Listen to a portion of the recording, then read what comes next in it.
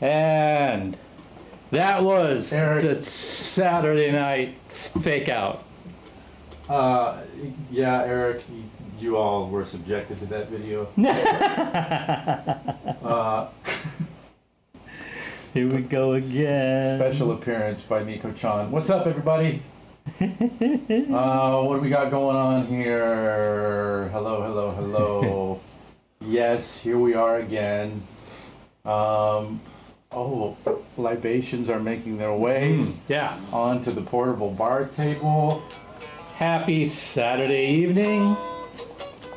What you just heard was me wanting to fake you guys out. This is my trusty Esquire into, wait for it,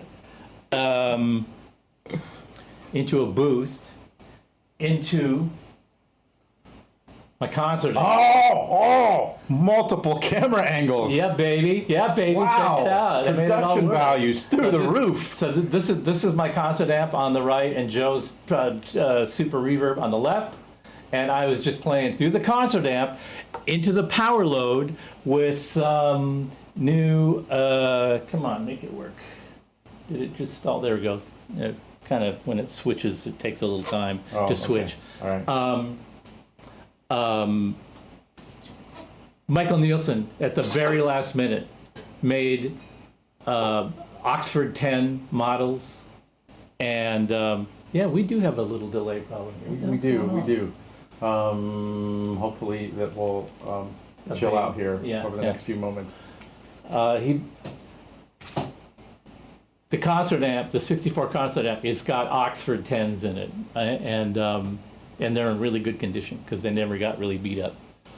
So Michael Nielsen modeled the cab, so he made IRs, a couple of different IRs of the Oxfords. At the same time, we took Joe's Super Reverb over, and we made IRs of Joe's 68 Eminence speakers in his 68 Super Reverb.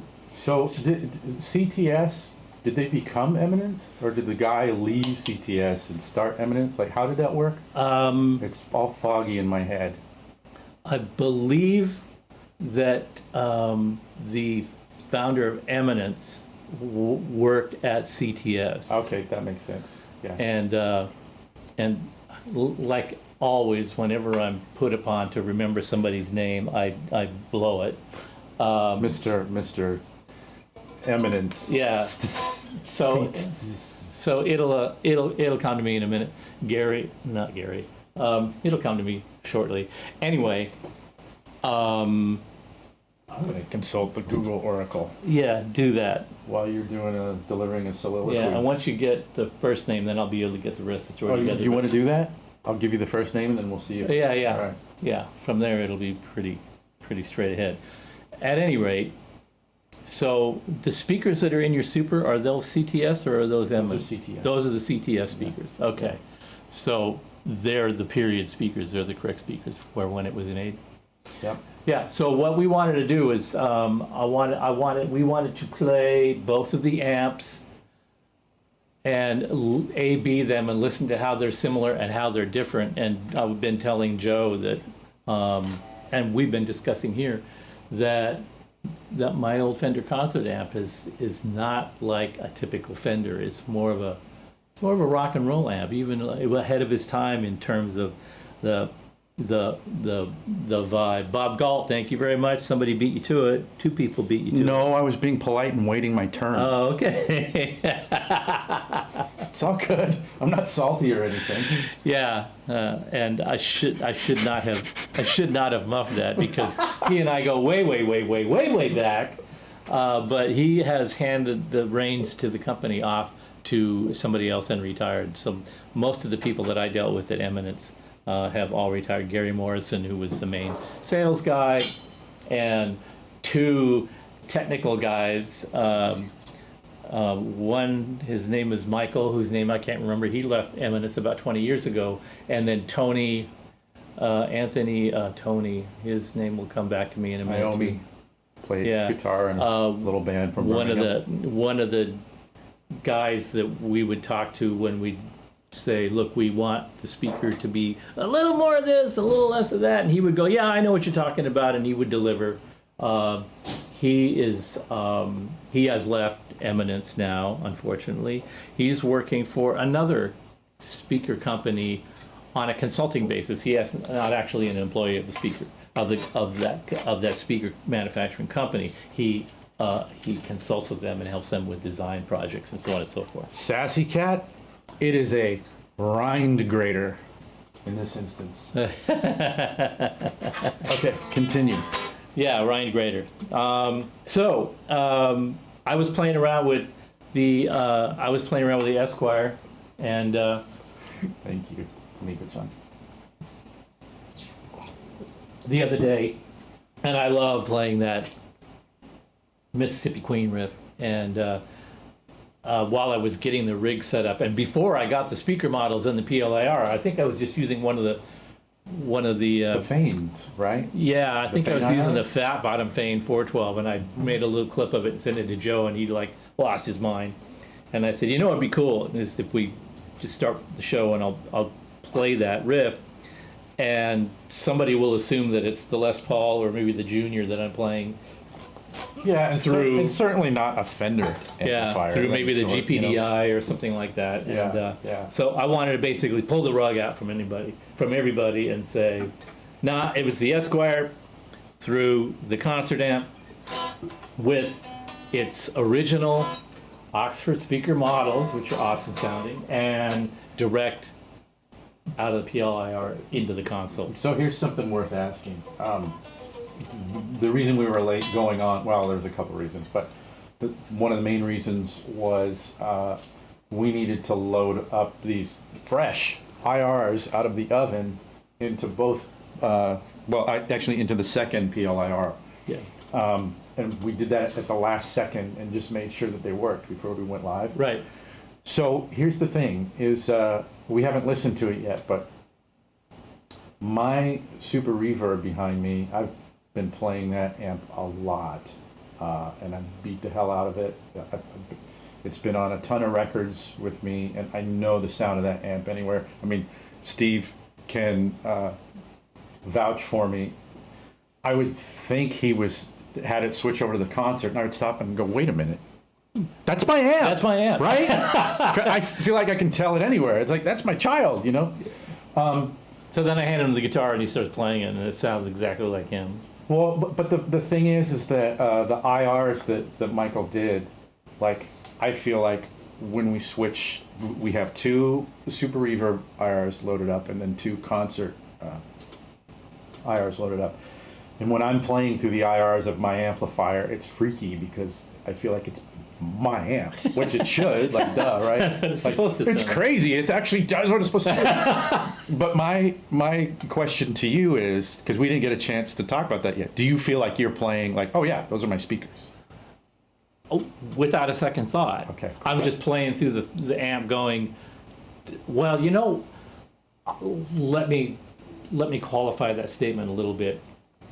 I've never played the concert amp set at 9 o'clock with the treble at 8 o'clock in a house long enough Okay. to do what I just did. So let's put a bookmark in that, and we'll come back to it. Can you tell the story? Because we didn't have time to put it in the cap reforming video that we did, but when Michael and I were in the room and we were just starting to take the amplifiers apart, you were telling us the story of when that concert was owned by your brother, and you weren't allowed to play it, primarily because every time you would turn it on, you would turn it past 3. Yeah, right. Which is... And my brother had this huge bugaboo about turning it past 3. Why? Not because he's worried about breaking it, not because he didn't want the speakers to get overloaded. None of those technical reasons. It was, he bought the amp at Blackstone Music, and the owner, Blackie Blackstone, this curmudgeonly elderly gentleman, who always had That's a cigarette such a rocker sticking. name. Like, it's funny to think he's a curmudgeon. Yeah, very curmudgeonly dude. Always had a cigarette sticking out of his mouth with an inch and a half of ash hanging off the end of it that would eventually drop on his tie.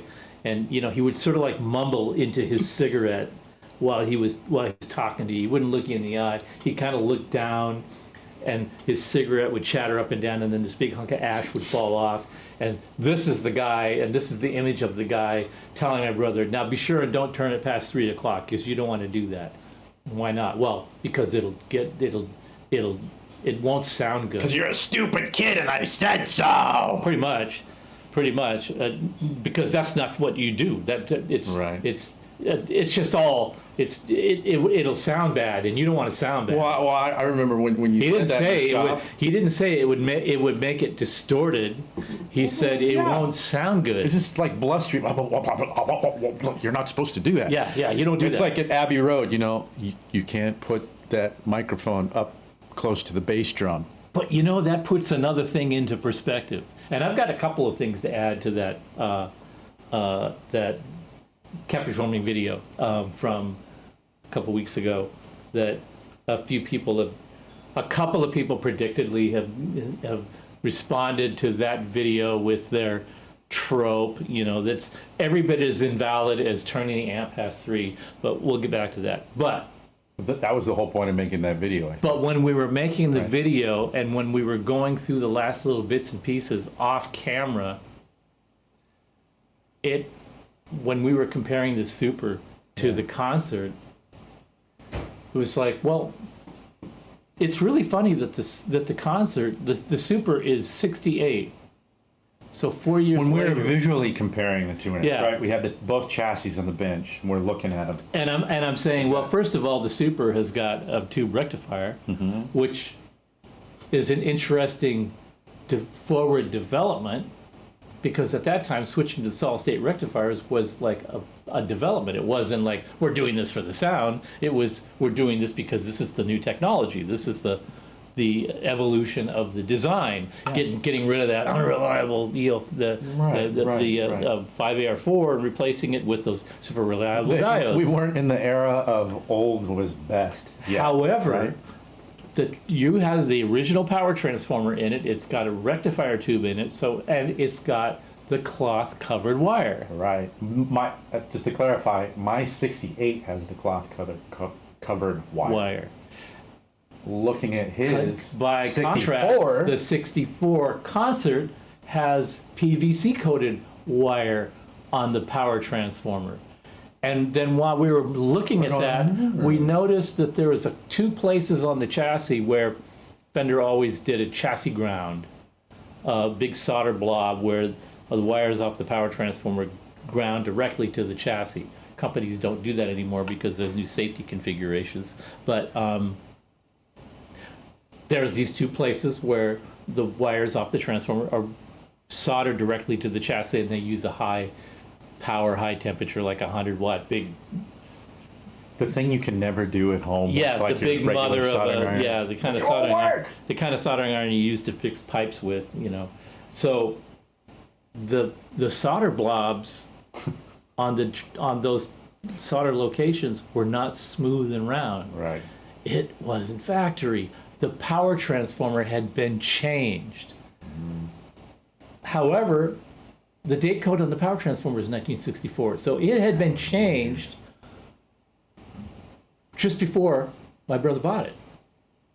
So it's a 64 amp. My brother got it in 66. So sometime between the time that it was brand new and the time that he bought it, the power transformer had been changed. Now that puts a whole new angle Okay, on. wait a minute. Blackie Blackstone? Maybe he knew This something. puts a whole new slant. He didn't want to on say, let me tell you why you Yeah, don't turn it up exactly. past 3. or why he had it in as a used amp, as a trade-in, a professional. He wanted the new version with the reverb in it. That was the story. Well, no, he brought in the broken one, and you gave him a shitty trade-in allowance for it, sold him a new one, and then ordered a new transformer and had it installed, or he had his own shop, so he probably had somebody that worked in the back of his shop. I actually worked in the back of his shop for a short amount of time. So somebody before me that worked in his shop did a really nice job of replacing the power transformer, cut the leads all the right length, did a really nice lead dress job. But the giveaway was the solder blobs. They weren't smooth and round. They were kind of choppy, just like they would be if you used a soldering iron that wasn't able to maintain the right temperature. To me, it's like, oh yeah, that's the home solder you job. picked it out. I didn't even see it at first. Well, You're like, that's the shit that I used to deal with, trying to do it at home. Right. I'd be sitting there for 45 minutes in the same spot, and you get so impatient. You start pressing on the wire more, like that's gonna make it melt. That's gonna make it work. Yeah. No. So Blackie Blackstone is doing this thing to my brother, just like in the Twilight Zone. Oh, this is the cream puff. Yeah, she only, an old lady only drove it on Sundays. It only took it out of the garage one day a week on Sundays to take it to church, and then the whole spiel. I'm She never turned it up past 3. But so that was kind of a revelation to see that sort of thing, to see that in some ways the Super was an evolution of the previous models, and in some way a devolution at the same time. I found that fascinating. Now another thing about the going through the whole process of the capacitor reforming task, which we did in that video, where I said the cathode bias capacitor, the cathode capacitors, the cathode capacitors on the preamp stages that go from the triode cathodes to ground, which set the low frequency roll off of the individual stages of those. I noted that the ones that were associated with the normal channel, which is the channel I use today, which in the concert is a little hotter than the tremolo channel because the tremolo attenuates the signal level a little bit. Opposite of the experience with the Super Reverb, which has the reverb mixer, which actually adds a little bit of gain. So the Super, the gain on the Super in the vibrato, reverb vibrato channel is closer to the gain in the normal channel of the concert. At any rate, the reason I bring that up is because we measured the capacitors, the cathode capacitors in that stage, and I noted that they were they were reading 100 mics. Yeah. And they were pretty leaky looking. Yeah. But the leaky part was kind of dried up, and I just chipped it off. Yeah. Because it might have been a little conductive to make sure that it wasn't conducting to ground. And then we measured it and found out it was consistently roughly 100 mics per capacitor. That capacitor had 2 capacitors in one can. Each one of them measured 100 mics. Now, about that, somebody going on to our video and going, oh, it's 1964, they're old, but just replace them. What a bunch of bullshit, blah, blah, blah, blah. Well, had that person who had this big, huge, invalid opinion bothered to spend the time to watch the whole video, he would have seen that my explanation for why I'm not going to change them would have possibly... No, I wouldn't have made a dent in his attitude at all. He already had his head way up his ass and wasn't interested in anything to do with logic or science or evidence or facts. But having gone through that process, and then I went back and just to refresh, sometimes I like to go back and hit the books a little bit just to refresh. And I was reminded that when capacitors are made, when electrolytic capacitors are made, how they have a polarity is because they are charged. They are connected to an electrical charge, a DC charge, that establishes their polarity. It's called a bias voltage. Oh, that's interesting. It's a bias voltage that's applied. It's a voltage that's applied to the capacitor, which sets its polarity. It determines which leg is positive and which leg is negative. And in the process of that initial charge cycle, it also sets the thickness of the capacitive layer, the actual layer, the electrochemical layer between the layers of foil that actually perform the capacitor operation of storing electricity for a short period of time and then discharging it under a It's like given the load. cellular wall. Yeah, exactly.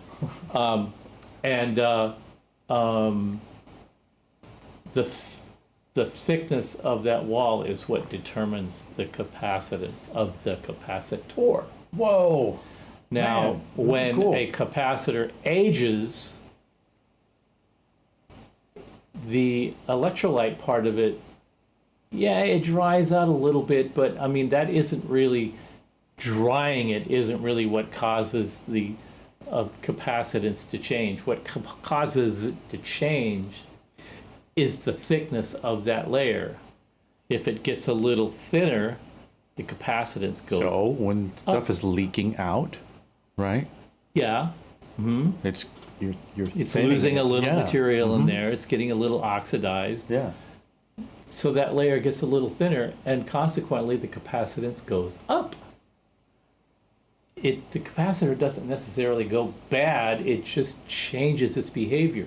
The ones that really go bad are the ones in the main power supply that when they've not been used for a long time, and this is the key thing, the thing that you do to maintain the consistency and performance and reliability of the capacitors is to use the amp all the time. Right. Just play it constantly. Right. And they'll generally last longer when you do that, Yeah. a lot longer. That said, the funny thing about the capacitance increasing and then assigning degradation of tone to that process on those cathode capacitors. Yeah. Here's the fun part. Yeah. The capacitance is set at 25 mics, 25 microfarad, 25 volts. And then the resistor value, the bias resistor value that sets the bias of the triode in each preamp stage is 1500 ohms, 1.5K ohms Okay. in Fenders. It's different in different amplifiers. Sure. In Fenders, it's 1K5. All right? That's a time constant created by that resistor and that capacitor. Even though they're in parallel, they're calculated like an RC time constant, which is how you calculate the frequency roll-off point. The lowest frequency where the response of the tube begins to drop off. At 25 mics and 1500 ohms, the roll-off point is 4 hertz, right? Okay. That means I'm doing my math. that the gain of the tube will stay consistent down to about 5 hertz, and then it starts to roll off. And when it rolls off to the roll-off point of the RC time constant that's created by that resistor capacitor, that's commonly calculated at the 3 dB roll-off point. So that means that at 25 mics, it starts rolling off at 4 hertz, and it reaches its 3 dB drop-off point at 4 hertz. Okay. Now, 50 hertz is where your guitar starts rolling off. So a subharmonic of 50 hertz might be 10 hertz. You know, an octave down would be 20, 30, something like 20 hertz, something like that. So if you're worried about losing subharmonics or anything like that, which you're really not, it's basically, at that point, it doesn't matter that the roll-off point is 4 hertz. It's just so low that it's way below the frequency of concern to anybody. Because what happens in the output stage, by the time it's driving speakers, is that the output transformer starts rolling off, like we said before, at around 50 hertz, 100 to 50 hertz anyway. So the output stage, the transformer coupling to the speaker, is starting to roll off way before you would ever hear the roll off of of the preamp stages, okay? This is far out, man. Now, here's the fun part.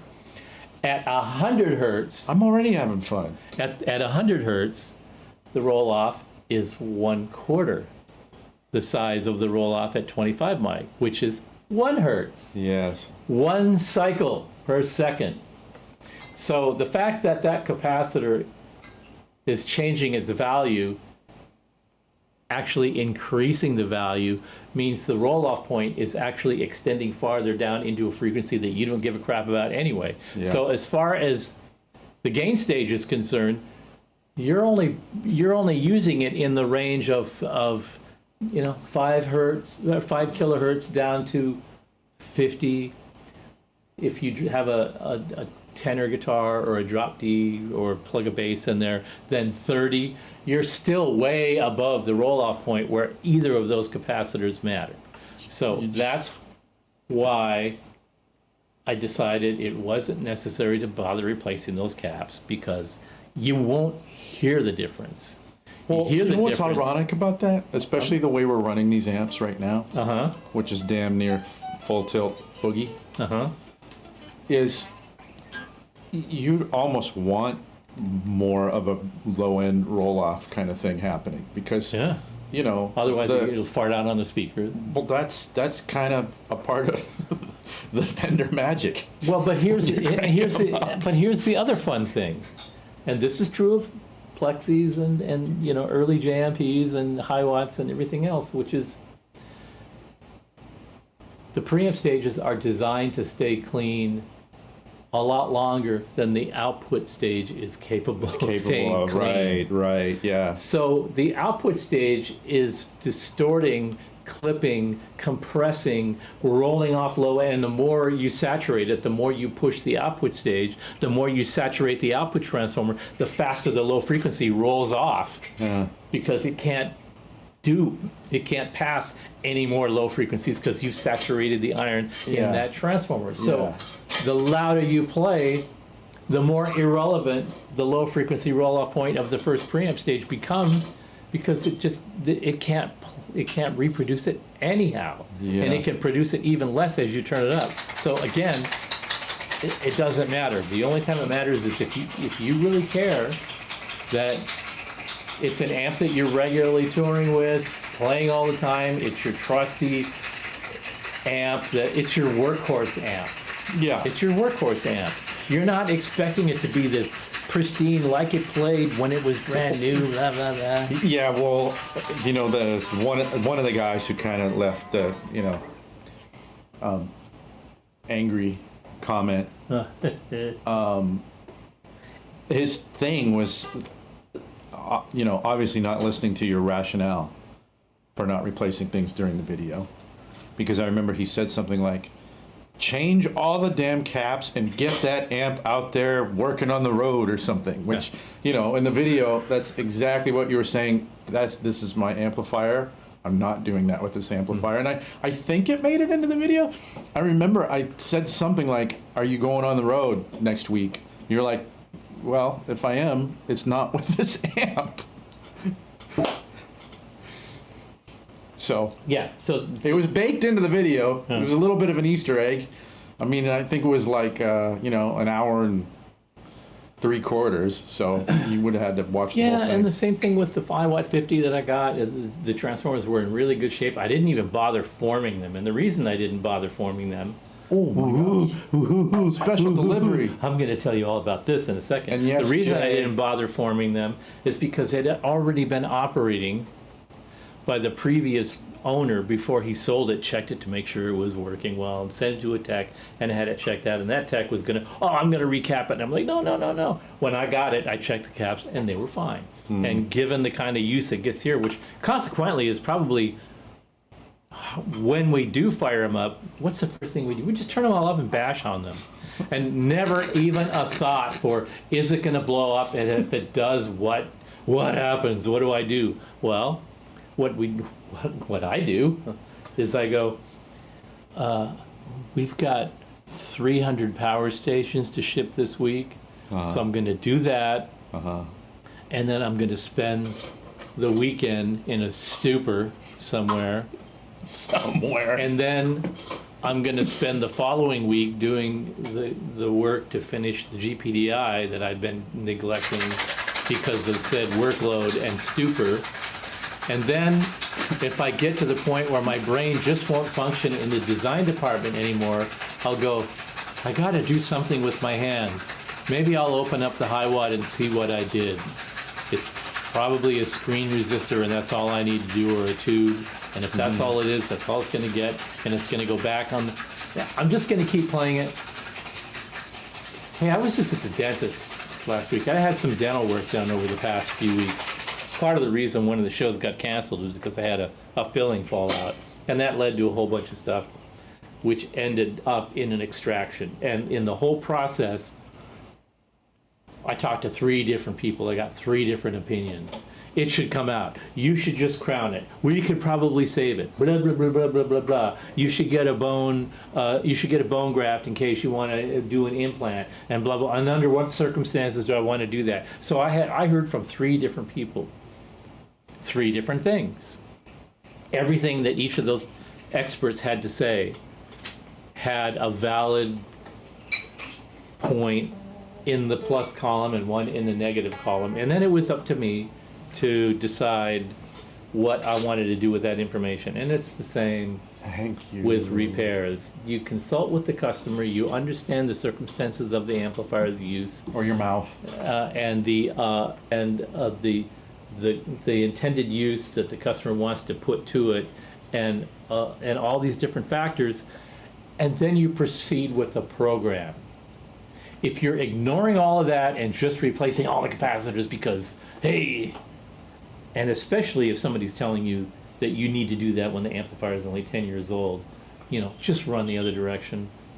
But anyway, that's what all that was about. So I'm actually really happy that the amp sounds as amazing as it does, that I played it at full tilt every day for since the last show. With your busted cap. With my bad caps that aren't bad.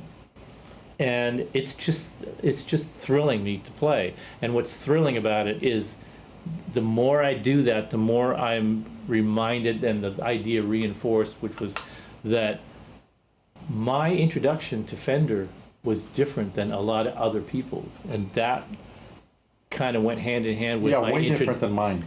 Hand in hand with my introduction to Hi-Watt. And it just like, I sort of understood that, oh, amps are like this. And I didn't really experience the Marshall experience or like Joe's Fender experience to the extent that it made me sort of understand what Fender amps were until much later on, until the late 70s when I started working at Valley Arts, and all the people that the session guys and the regulars that were like, they were like big time Fender users, but they were all bringing their amps into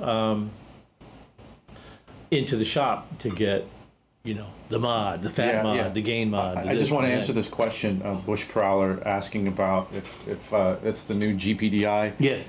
This is not the new GPDI. This is the GPDI version 1. These are 2 PLIRs, the new power loads with the IR loaders in them. And then there's a PS2 here in the rack. So, second GPI coming down the pike. And by the way, Jeff Skull, thank you, Anthony Lucas. Great guy. I've worked with him a lot over the years. I still work with him. I still consult with him. Even though he's not in Eminence anymore, we still are in communication, and we shoot information back and forth. Oh, cool. So enough of that nonsense. I just wanted you to like experience that one more real quick time. Well, we're going to talk about it more for sure.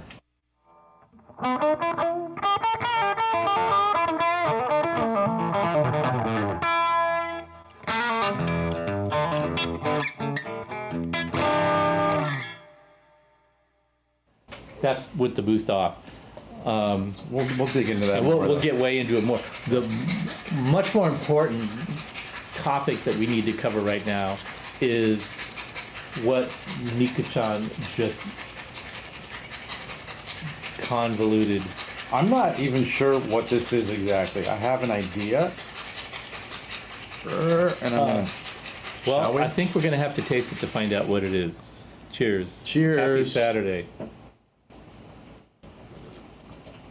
Oh, this smells and tastes deadly.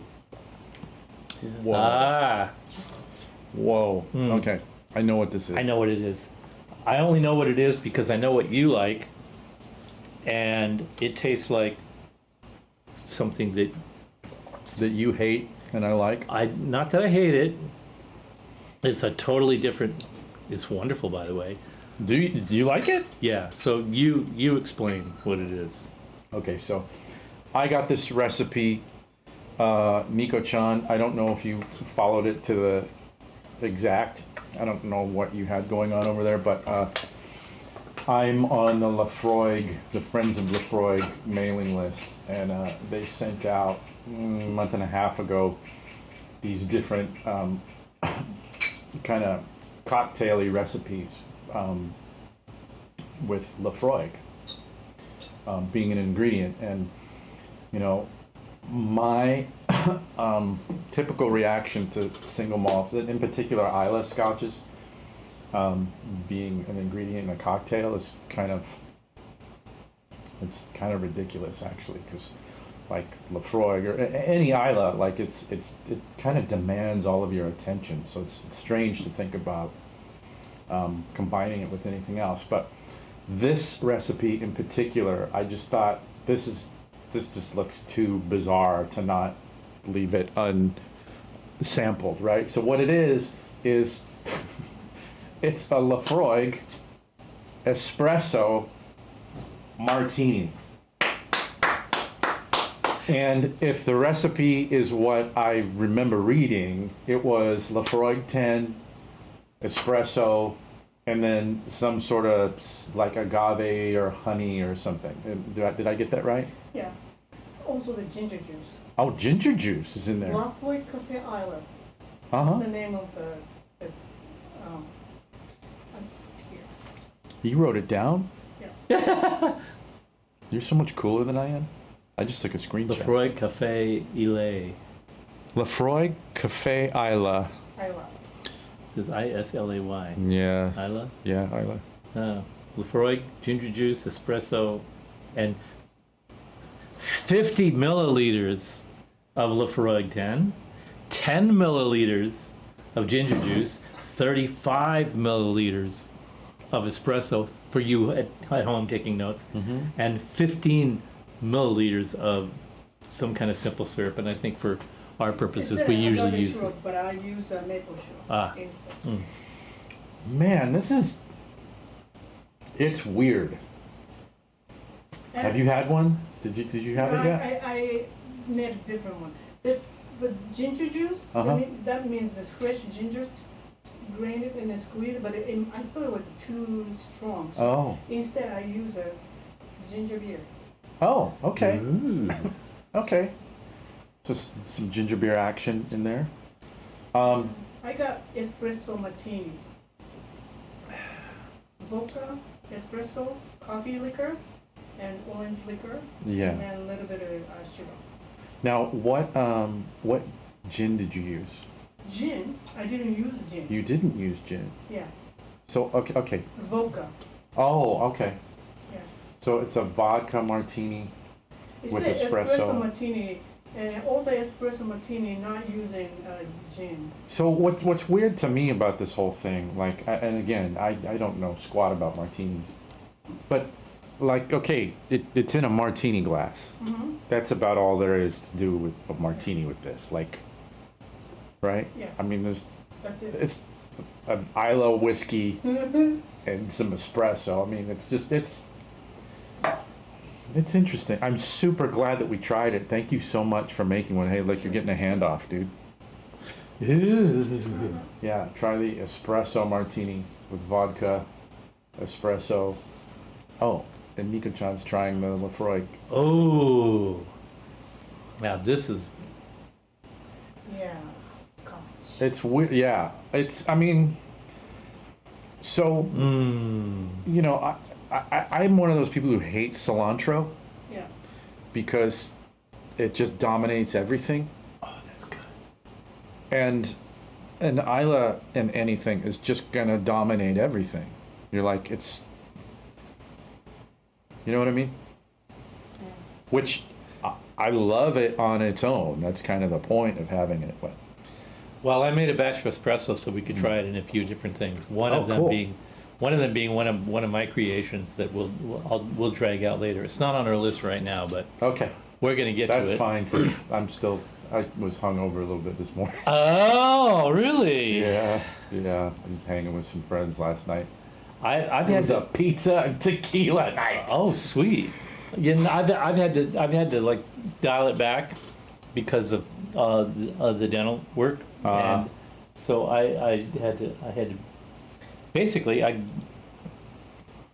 couldn't open my big yap enough I kept calling him Mr. Mouth. to stuff food in it, so I was drinking a lot of smoothies and soup and things that don't require a lot of chewing and stuff like that. So I lost a few pounds, and I sort of dried out a little bit, and took it, dialed it way back on the recreational drinking. Yeah.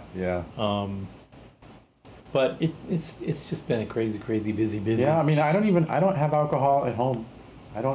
The only time I drink is when I'm hanging out with, my fellow booze heads. And usually over the course of 2 weeks between shows, we've usually had discussions about 6 days of those, and I think we've talked twice Yeah. because we're both Oh, dude, I am. all the way up against. I the walked wall. in here, like, I'll just. I told Steve when I walked in, I'm like, I'm in the worst fucking mood. Yeah, so this is therapy for Joe today. I was like, I'm not. I'm smiling now, and I actually feel fine right now. But man, like I hate my life right now. Jay, yeah, totally. Not all Isla whiskeys are that dominating, but when you kind of refer, and I know you know this, but when you refer to the Isla character, that's normally what people are thinking about. Lagavulin, Ardbeg, Lafroig, that kind of thing. Of course, there are other expressions that aren't that walloping, But I think when people say Isla, that's what you expect. Is that Jay Correga that you're talking to? Uh-huh. Okay. By the way, Jay, you mentioned that Tim Pierce. What's going on lately? Everything that we want to discuss in terms of our shows, just coincidentally, other guys are doing their shows discussing the same things, and I think it's kind of hilarious. And, It's cool. And Tim Pierce, being a buddy of mine, I just happened to look at his channel yesterday, and he's showing everybody how to play Mississippi Queen, which cracked me up. A couple of weeks ago, he did that with All Right Now. And he sort of recalibrated how I play it. I learned that I wasn't playing it correctly. And now I get to go jump in his face because the way he was approaching the tone on Mississippi Queen was way wrong. And you don't have to go tell him that I said so. I've already told him. Because that's the kind of friends we are. In short, You're like, how about you tell me how to play it right, and then I'll tell you how to get the sound right. yeah. Sort of. My problem with Tim's version is it was too Tim, refined, perfection, excellent. I have that problem too. Excellent phrasing, detail, blah blah blah blah. Where, if you ever knew Leslie West, and I knew Leslie West, we talked. We were going to make an amp for him, and we did loan him some stuff, and we did hang out a bit, and talked about tone. And he was not a tone meister by any stretch of the imagination. He just, by dint of God's will, had this sound in his hands that he could just summon. But he didn't get hung up on what he was He playing. did is not what you're get saying. no. He was like, He's the anti-Eric Johnson. yeah. His comment to me about if we were going to do an amp together was that it was going to be a promotional thing. He wasn't going to buy anything from us. He's like, I got a garage full of amps. I don't need another amp. But if you want to work on a project, yeah. yeah, we'll do a project. I like the sound of your stuff. It's got a big fat sound. In fact, let's make an amp called the Big Fat Ass Amp. You know, I mean, it was just that. I remember you telling me that. It was just that spontaneous, that I don't give a rat's ass attitude, that East Coast, I'm Leslie fucking West and you're not, you know, hilarious sort of stance. And he was totally unfiltered. That's what I loved about him. I gave Erico a 3/4 Les Paul Jr. for I know that guitar. her birthday. That's a cool guitar. Years ago, and he signed it. He goes, "Yeah, that isn't a great sounding guitar," and he signs it. He says, "But here, insure it for $10,000 because now it's worth $10,000. It wasn't worth it before, but now it is." And like, okay, and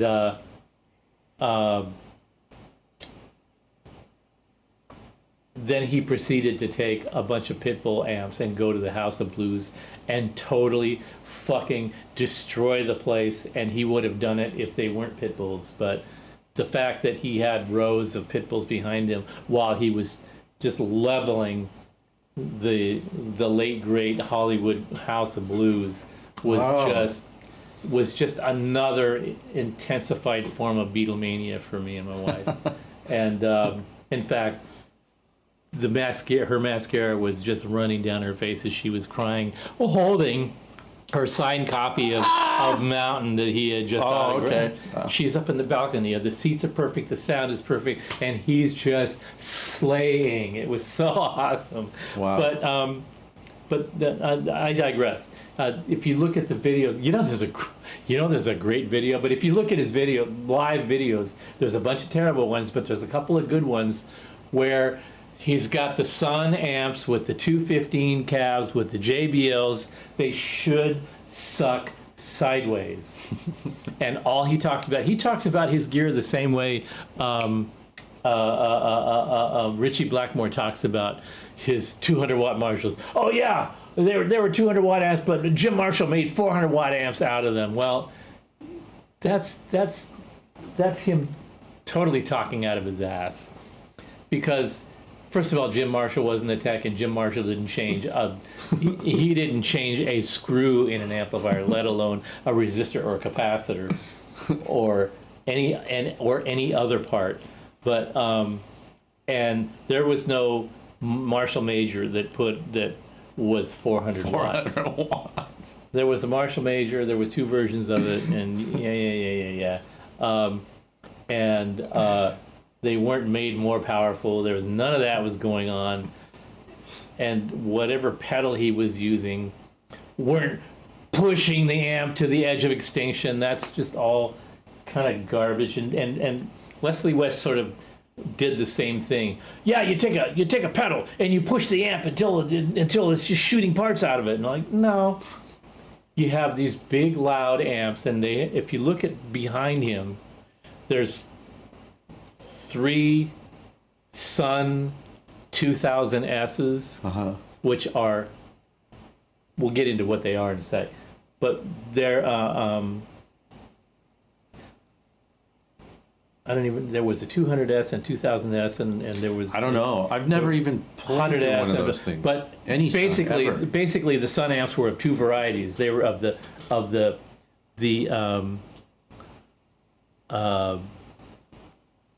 the 2 output tube variety and the 4 output tube variety. Okay. But what they were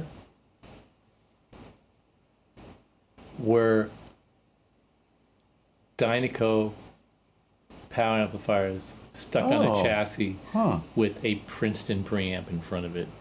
Really? In essence, with a few minor tweaks, but basically that's what they were. Wow. How do I know that? Well, because the first time I worked on a Sun, I looked in it, and it was an early one, and it had Dynaco transformers in it. And I went, why does it have Dynaco transformers in it?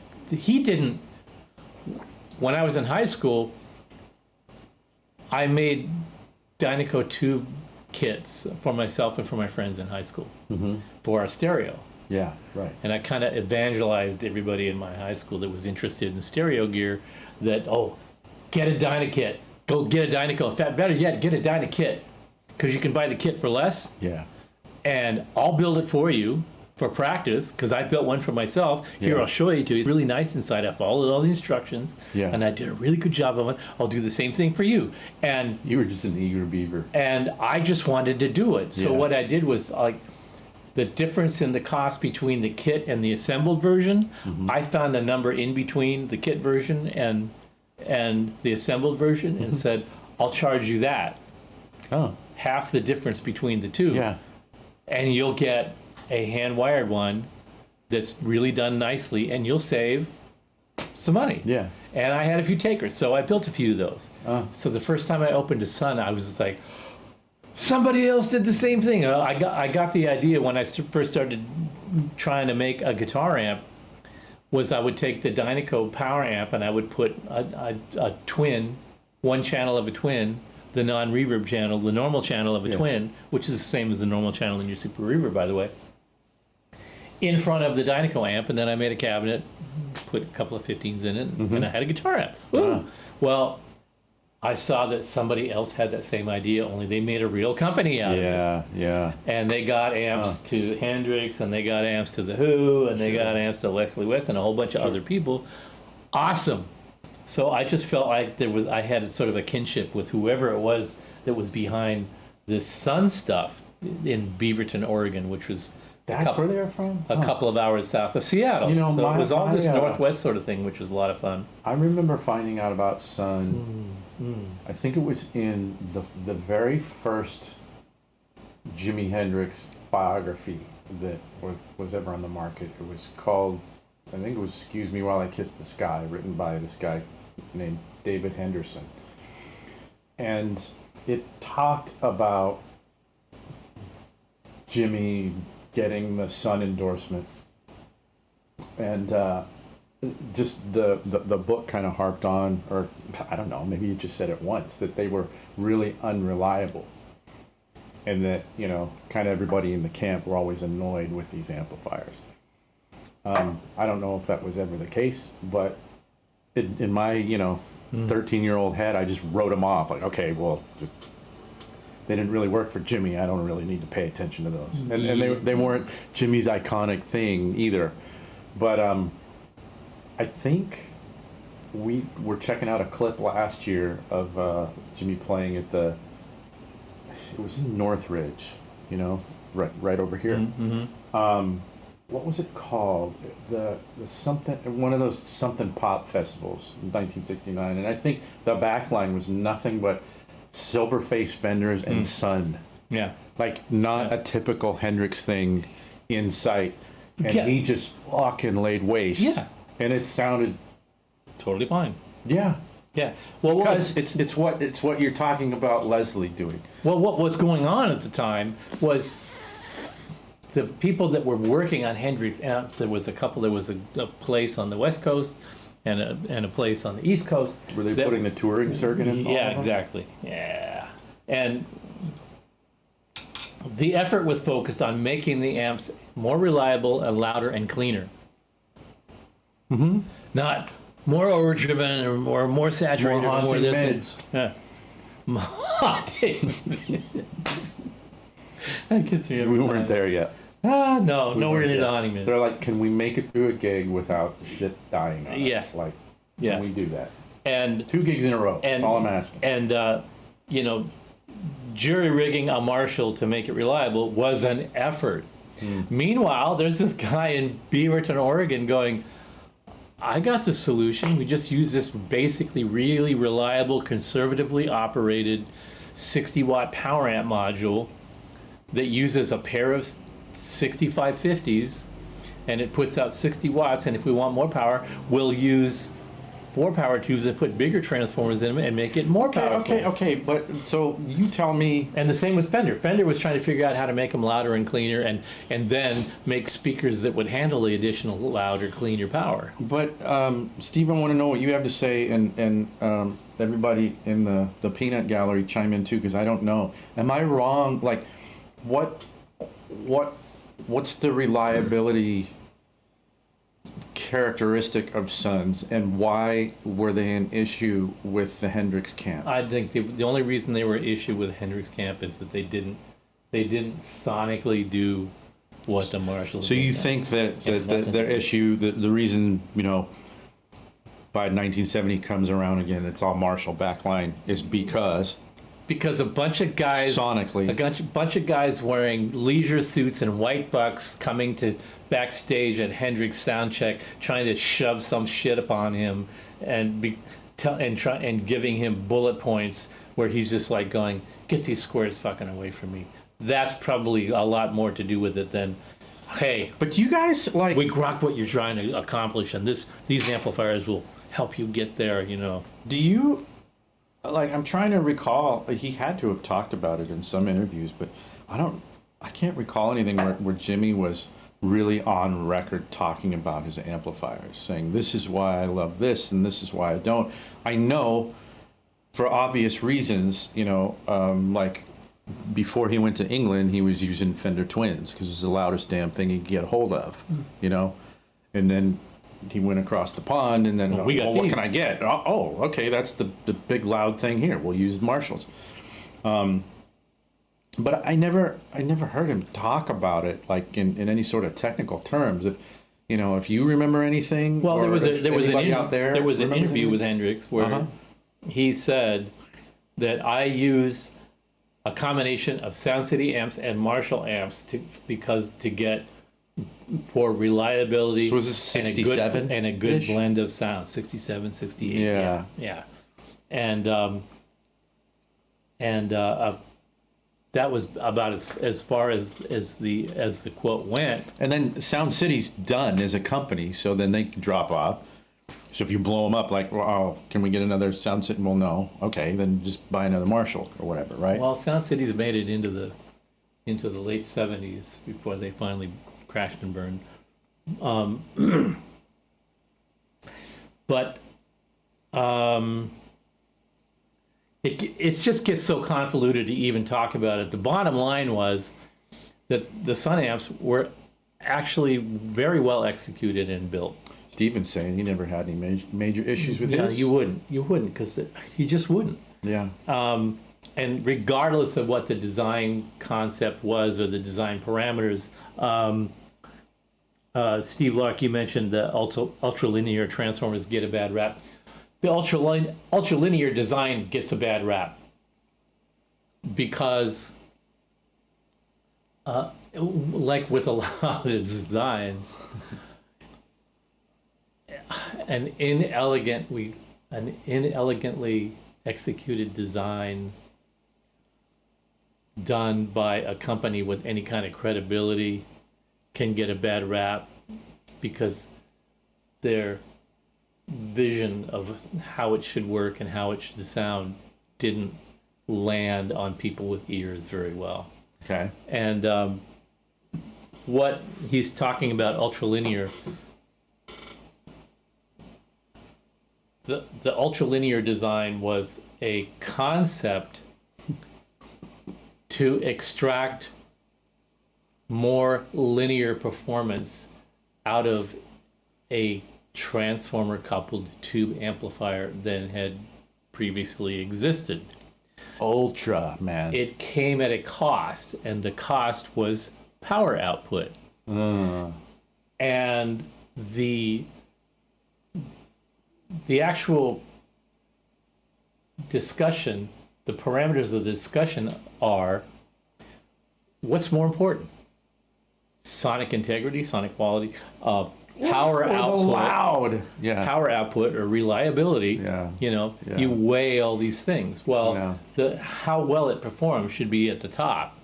Wait a minute. Okay, what is performance? Performance. Okay, we need an operational definition. Yeah, what is for that. performance? Sonic performance? Absolute, horsepower performance? What kind of performance are we talking about? The kind of performance where you're listening to a violin concerto and saying it's perfect. That's a kind of performance. Or this is so loud I'm going to go deaf in any minute, but it sounds so clean. That's performance. Performance is subjective, just like everything else. Well, the ultralinear design was a way to extract more linearity of the behavior, the interaction between the output transformer and the tubes. Sure. And in order to get that, you operated the tubes at a little bit lower plate voltage so that yeah. they wouldn't overheat. And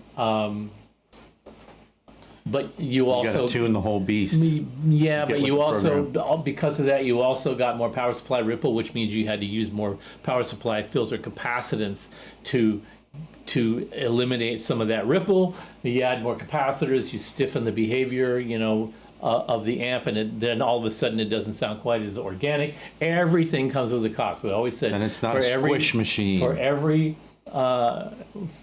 every problem there's a solution, and for every solution there is a compromise. Yeah. And this is what it was all about. Well, one of the brilliant things that Dynaco had done, their vision was affordable audiophile performance. In other words, we're going to give you the best performance possible at the best price with, specifications that even the magazines, when they're doing their test reviews, and in those days the magazines really did test reviews, they had labs that they would send the stuff to, and the labs would do actual lab testing and give them back printouts of performance data. It wasn't just like some guy in a basement going, yeah, I played it really loud and it was awesome.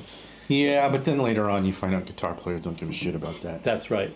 They just want to know if it But shreds, whenever you read an article, a product review of a piece of hi-fi gear in High-Fidelity magazine, That's a different. that was a demographic. different thing. When I was a kid, I read that, and what they did, there was this laboratory called Hirschhock Laboratories, Okay. and that was the laboratory that a couple of different magazines used to send gear to. Here, put it on the test bench, give us the distortion figures, the power output, the total harmonic distortion, give us all those numbers. And then we'll incorporate those and the graphs that you give us into the article. And we'll talk about how it sounds, how it performs, how it looks, the ergonomics, the finish, the fit, the quality of construction and all that stuff. Yeah. And our buddies down at Hirschhock Laboratories also say the balance between the two channels is within 1.5 dB from 20 to 20 kilohertz and blah, blah, blah, blah, blah, and rattle off all these specs. And they would compare those specs to the published specs of the manufacturer that produced the gear. The closer the Hirschhock Labs check. the closer the lab test agreed with the manufacturer's claims, just added credibility to the idea that they're telling you that you'll get this performance, and we went and checked it, and it's I'll true. be damned. Yeah. Hot damn! Yeah. And what they said actually does what they said. Instant So consumer trust. that gives the manufacturer such credibility, and you don't get stuff like what you actually sort of get that in Germany still, where a German guy will go to his tech friend and they'll actually do things like do a full power check and look at how things are built and give you much more feedback. But you don't see that in the U.S. anymore because nobody knows how to do that.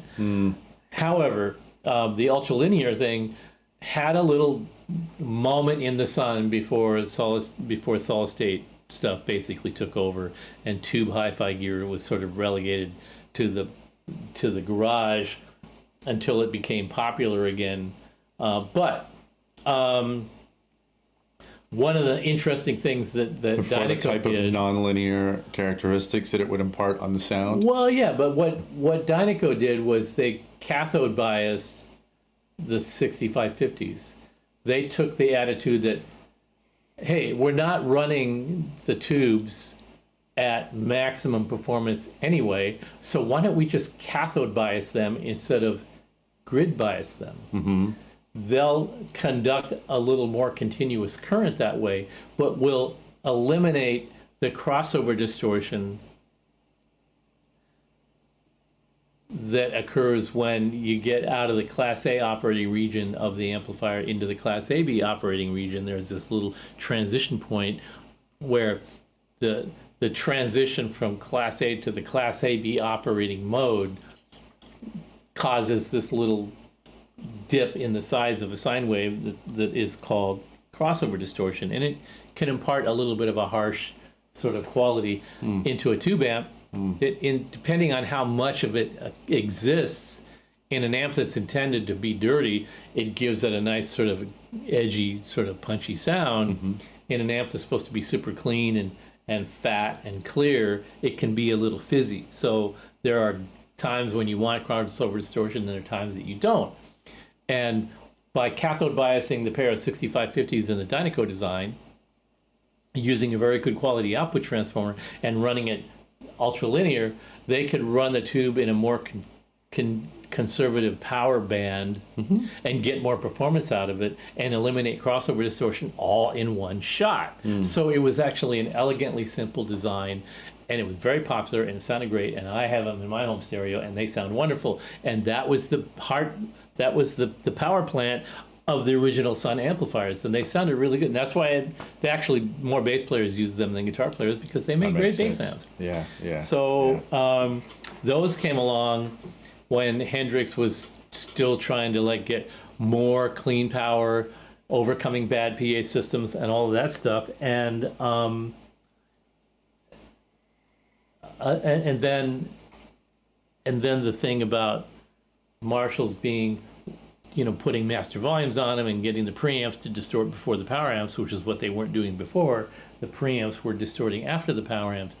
That was a whole transition that happened after Hendrix had already departed this crazy world we call whatever the hell we call it. That's why he was just dumping as much gain in the front end as he could for certain applications. And long way around, Leslie West is doing the same thing. Yeah. A distortion pedal in front of a couple of stacks of really, really clean amps and clean speakers, guitar volume turned all the way down, and doing his wonderful thing with his big fat fingers and getting this hellacious tone. Yeah. What I was doing here with the Esquire in the concert, very similar thing. A clean amp that has a nice bark when you crank it, and then when you hit it with the boost, you just push it that little extra step. We're not playing him clean though tonight, kiddos. Yeah, but even with the boost off, it's still when you back off the guitar. Yeah, it's there if you want it. Chill out on your pick attack, roll the volume down, and it's super, super clean. Amanda, you missed the explanation of these crazy ass drinks. I'm still trying to get a handle on it. What Steve and I have right now, you still have it, right? Same thing. Yeah. This is a Lafroig espresso martini. So it was Lafroig, which my my stepdad, the first time I turned him on to it, he said, "That tastes like my old leather work boot." It's like, give me another one. But so it's super like dirt and smoke in a glass, and then espresso, and then in this particular recipe there was I think Nico-chan used some maple syrup, and some ginger beer, and it's hella bizarre. Fancy schmancy. We're not being fancy schmancy. We're basically trying to break all the rules and do things that should make people angry. You don't put espresso and Lafroig together. What the hell's wrong with you? This is idiocy. Well, we're going to show you some real idiocy as we progress here. Amanda, the maple, it's difficult to. What's funny? Like, I can get it on the nose more than the tongue. Like, it's not really.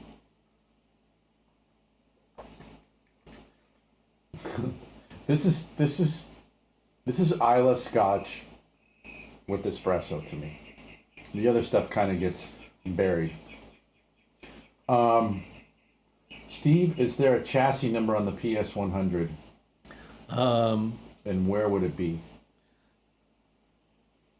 I think the serial number? Is that what it needs? Is it on the back? Yeah, well, it's just the model number. If you're asking, a lot of times Our buddy Eric is asking. a lot of times people will send requests to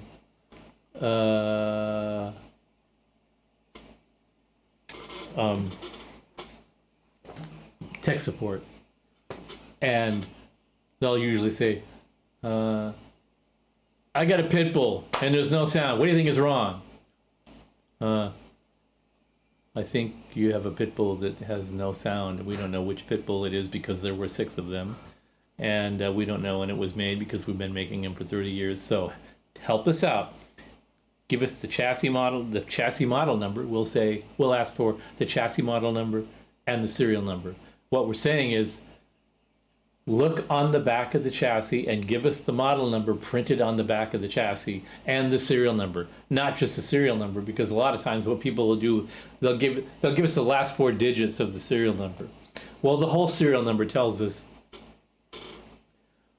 the year that it was made, the month that it was made, and the sequential number of the unit that was made. But there can be overlapping terms there because we've been making these for a long time. So we have to we have to know what model of amplifier that you're talking about. So if we say, what model? Somebody go, well, I already told you, Pitbull. No, so that's why we would say, give us the chassis model number, the model number printed on the back of the chassis, so we know for sure what you're asking us, what amplifier you have. So if you got asked, give us the chassis model number and the serial number, we're asking for the model number on the back of the chassis and the serial number on the back of the chassis. The model number would be PS100, and the serial number would be the incomplete serial number as printed on the back, including all the letters and numbers, not just, oh, it's 4275. Yeah, well, we've made like 25 different amplifiers that at some point had a serial number that had those numbers in it, right? So. Oh, okay. A couple things. Back to booze. Oh yes, Jay.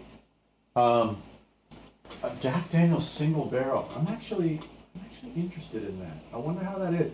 How does that differ from the old number 7? I'd love to know. And then BMO, dude, Glenn Farkless is one of the most underrated whiskeys in the world, as far as I'm concerned. But I don't know that sherry whiskey you're talking about, but that sounds pretty amazing. Amanda, which one? This martini that we're talking about? Well, you know, I'm like, it's a scotch, so it's not something that, you know, I feel like I want to sip it, but truth be told, this recipe, it really kind of, the bite of the whiskey isn't really there. So you really could shoot this. You really could. Shoot this? You could, easily. You mean like this? Yeah, do it. Yeah, here we go. Mm-hmm. There's 2 reasons why you would want to shoot something like that. To move on to the next drink? And because you can.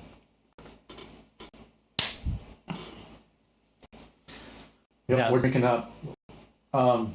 Yeah, espresso. Amanda, are you drinking tonight? Are you drinking snake juice from Southeast Asia? Whatever the hell that was.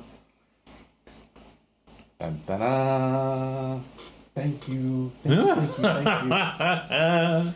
The Isle of... I don't even know how to pronounce that. Wow.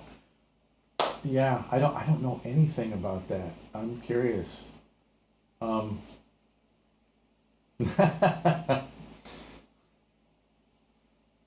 Just to make you happy. Yes. Yeah. That's actually at the top of the hierarchy. That should right? actually be number 1. Yeah, yeah, totally.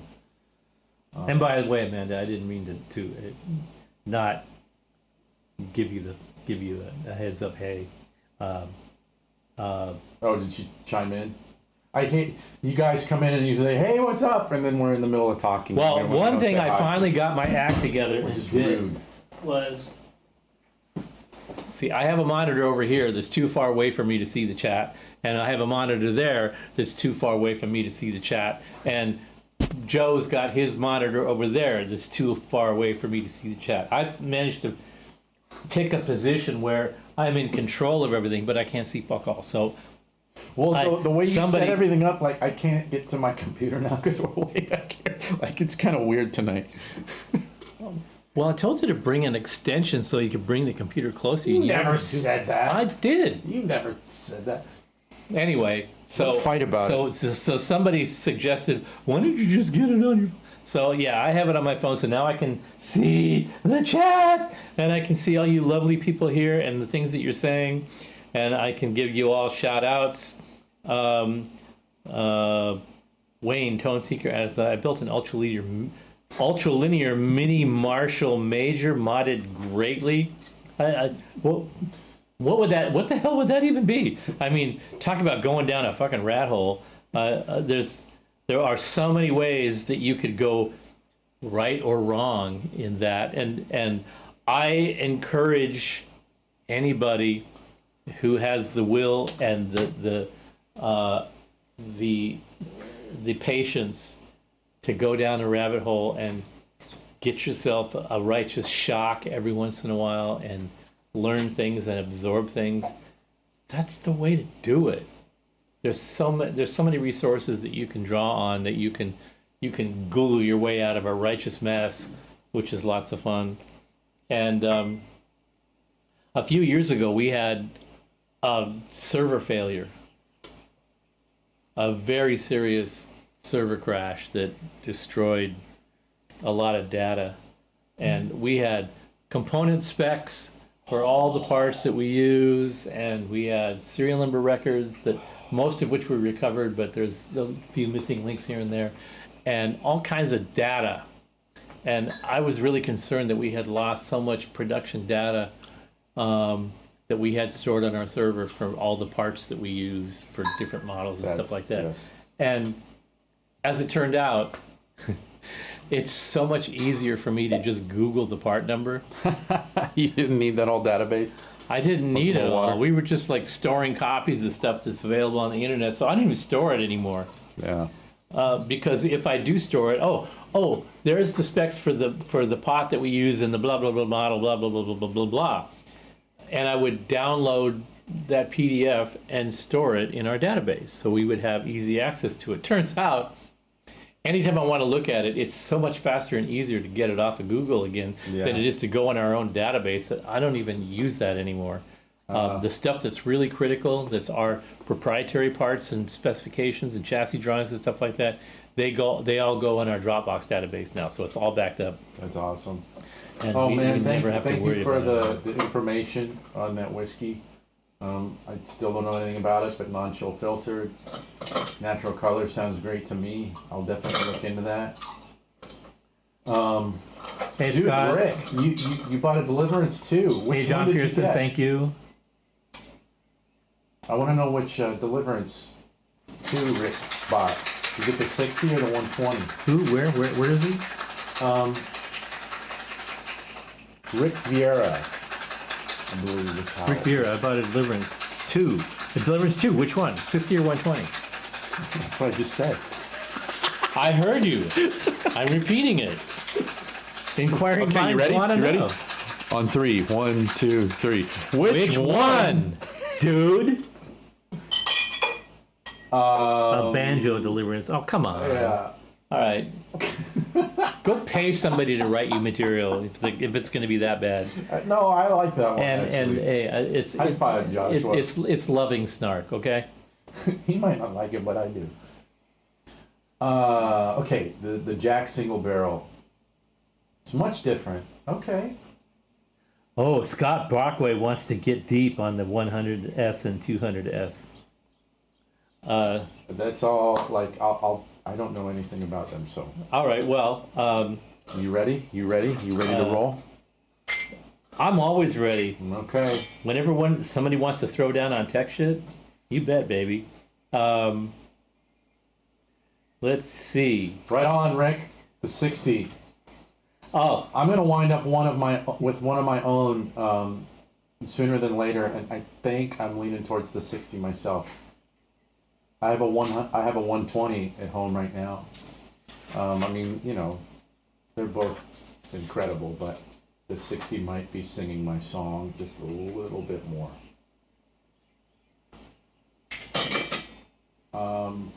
Oh, Amanda, Bavarian chocolate coffee. Wait a minute, though. What time is it where you're at? You're drinking coffee? That's scary to me. I wouldn't sleep. I don't sleep right now anyway. It's bad. And I had to analyze the sleep study for school this week, and man, the stuff I'm learning, it's like basically reading how I'm basically killing myself. Okay, I'm not sleeping right now. this is for Scott Brockway. You brought up a great question and a great rabbit hole adventure. Okay. Where's your snare drum? I'll give us a little roll. It's right there. All right. All right. And there are a pair of sticks right there on the. Yeah, the snare's not on. The switch is right there in front where you can see where there you go. And there's sticks over there on the kick drum. There's I sticks. don't want to be that loud. Yeah, you do. All right. Take the- you ready? No. Take the pad You wanna do off. the whole thing? The full Yeah. deal? Get real. All right. Yeah. Go. Thank you. All right. Sorry, I put the crash cymbal away. Okay, first of all, Scott, the 6AN8 tube in the Dynaco power amp has a 7000 series equivalent called the 7199. Joshua, what in the? Troy, what do you think? What? You try that first. Because I already tasted one and I was in love with It's it. different. That's a new jam. So I have to try this one I first. saw her bring the makers, the special makers in. I'm like, Maker. oh, this is a whole other thing. This is heaven. And it's alcohol, so I can't infect you with anything. Anyway, the 6AN8. Oh, you know what? Okay, what this is that Lafroig espresso thing, but it's better without the Lafroig actually. Yeah, Lafroig the smoke thing gets in the needs way. to be- yeah, Lafroig is beautiful on its own. Espresso Manhattan. An espresso Manhattan. Okay. I like that a lot more. Yeah, it's nice. Yeah, the Lafroig is a standalone product as far as I'm concerned. As I was saying, the 6AN8 is a tube that has a triode and a pentode in it. And there's a 7000 series equivalent to that called the 7199. Which, just as a side note, there was a discussion on the gear page recently about some guy saying that it was about the Power Station 100, I believe. And he was saying that this 12DW7 that we use in the Power Station 100 was a hi-fi tube, so it should have really flat response, which is so bogusly misinformed. I'm sorry, but this is the thing that people do on the interwebs, is they take a little piece of knowledge. You know what's funny though is And I they- would hear that and it would sound right. So I'd go, okay, Yeah. I think I know what that means. And that's the but I don't know problem. what I'm talking That's about. it, So. and you don't. And what people do is they take a little piece of information and they turn it into something dangerous that totally ruins the entire conversation. I wouldn't go online and tell everybody that this was the truth. Well, here's You know a what I mean? perfect example of what somebody reads and what they choose to understand about what they read. Because it's a choice, isn't it? You can choose to inform yourself, or you can do what I did when I was in high school, is read the liner notes and do a book report based on what the liner notes say. Yeah. And then if your teacher was too busy to check your report to see if you'd plagiarized the liner notes, he'd give an A. And if he was smart enough to realize that you'd plagiarized the liner notes, you get an F. Mm-hmm. A or F. There's no in between. You know, A or F. there's Get a good book report. You obviously understand the material. A. You plagiarize the liner notes. F. There's no in between. Okay, But so there's actually there's a test for it's the crap test. CRAAP. is this lovely or is this lovely? Yeah. Oh, you were saying. I love a Manhattan. Sorry. You know, for determining, you know, the strength of sources of information. Uh-huh. You know, and I forget what and the It's crap. called right or wrong. Well, I mean, when you're looking into Don't pay attention to me. boys and girls. I'm taking myself too seriously. I need more alcohol. Remember, I came in here in the shittiest mood. Remember Yeah. that whole thing. I'm still masking that. Let me just say this really quickly. In the Sylvania data sheet for the 7199, which is the 7000 series equivalent to the 6AN8, and the difference between the 7000 series and the 6AN8 tube is that the 7000 series tubes were generally selected for industrial applications. Notice I said selected, not manufactured. They picked out Where did the runs go? they picked out the really good ones and called them 7199, and then the junky ones, those are the consumer level tubes that they used the consumer level nomenclature 6A and 8. Right. Actually, there was an English equivalent to that. There was the English tubes, the British tubes that had the ECC 83 and the EL 34 and the KT 88 and blah blah blah blah blah. They also had a CV series. Never heard of those. CV 4001, CV 4002. There was a CV series for all those tubes. CV meant civilian valve. Oh. So This is for the Luddites. scrub tube. This is the chaff. Yeah, After we build all this stuff for the Right. for the tanks and planes. Oh, you play guitar? Here, take one of these. Yeah. Anyway, Shut quick up and reference like data. The Sylvania Type 7199 is a triode pentode designed primarily for, listen to this quote, primarily for high fidelity audio applications. Primarily. That's the. This is the company making a tube with the understanding that people who design high fidelity audio amplifiers can use this in an efficient, well engineered manner to come up with a high fidelity amplifier. Notice that it did not say flat, neutral, or any of those kind of adjectives. They said high fidelity amplifiers. You can buy these tubes and design a product around them and realize a certain consistency in performance and reliability by purchasing the 7000 series version of the consumer variant. Yeah. It'll be a little bit tighter in spec. We'll pick those out all out of the top, and the ones that are below that level will get the standard consumer nomenclature. And that you will put that in your radio, your TV, your whatever. Okay. Right. So,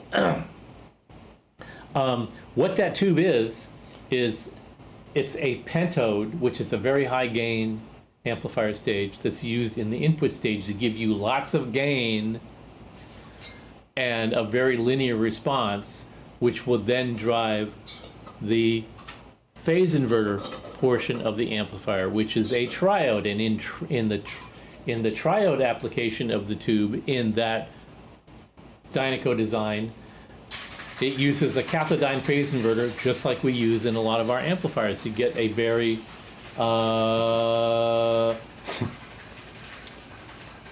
word escapes me. Where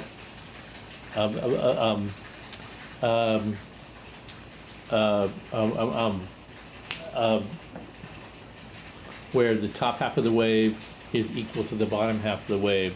Symmetrical waveform performance. When you clip the tube, when the tube hits clipping, the negative half of the wave clips at the same time as the top half of the wave, which is a particular characteristic of the cathodiene phase inverter, which you would use in an amplifier where you want the power amp stage to stay not only linear but symmetrical in its output wave distortion when you get into power amp saturation and output transformer saturation. That's a characteristic of our amplifiers, high watt amplifiers, etc., etc., etc. Amplifiers that have non-symmetrical phase inverter distortion, amps like early Fenders, Marshalls, later Marshalls, and all variants of Marshalls, of which there are zillions. What you hear is this and we did a show on this a long time ago before we were in the same room together. Early on in the show, we did a thing where we put a bunch of amps together and demonstrated how an amp that's got a non-symmetrical waveform has a certain kind of a pinched harmonic quality when you Right. crank it, and that we could get a deliverance to do that by hitting it hard enough with signal, but you could also back it off, use the master volume to get a very symmetrical, wide open, searing overdrive that hasn't got the pinch. All the amplifiers that have the Marshall based, the Fender based phase inverter from the Tweed amp era, The Bassman. that found its way into Marshalls and Right. Mesas and Soldanos and PVs that are copies of Marshalls and Mesas and Soldanos and all these different amplifiers and clones thereof. When you push them in distortion, they go non-symmetrical, and it gives this little pinch. That little pinch adds that sort of semi-wah-wah kind of a sound quality Yeah, to the it cocked wah kind of thing. that is nice, and it cuts really well.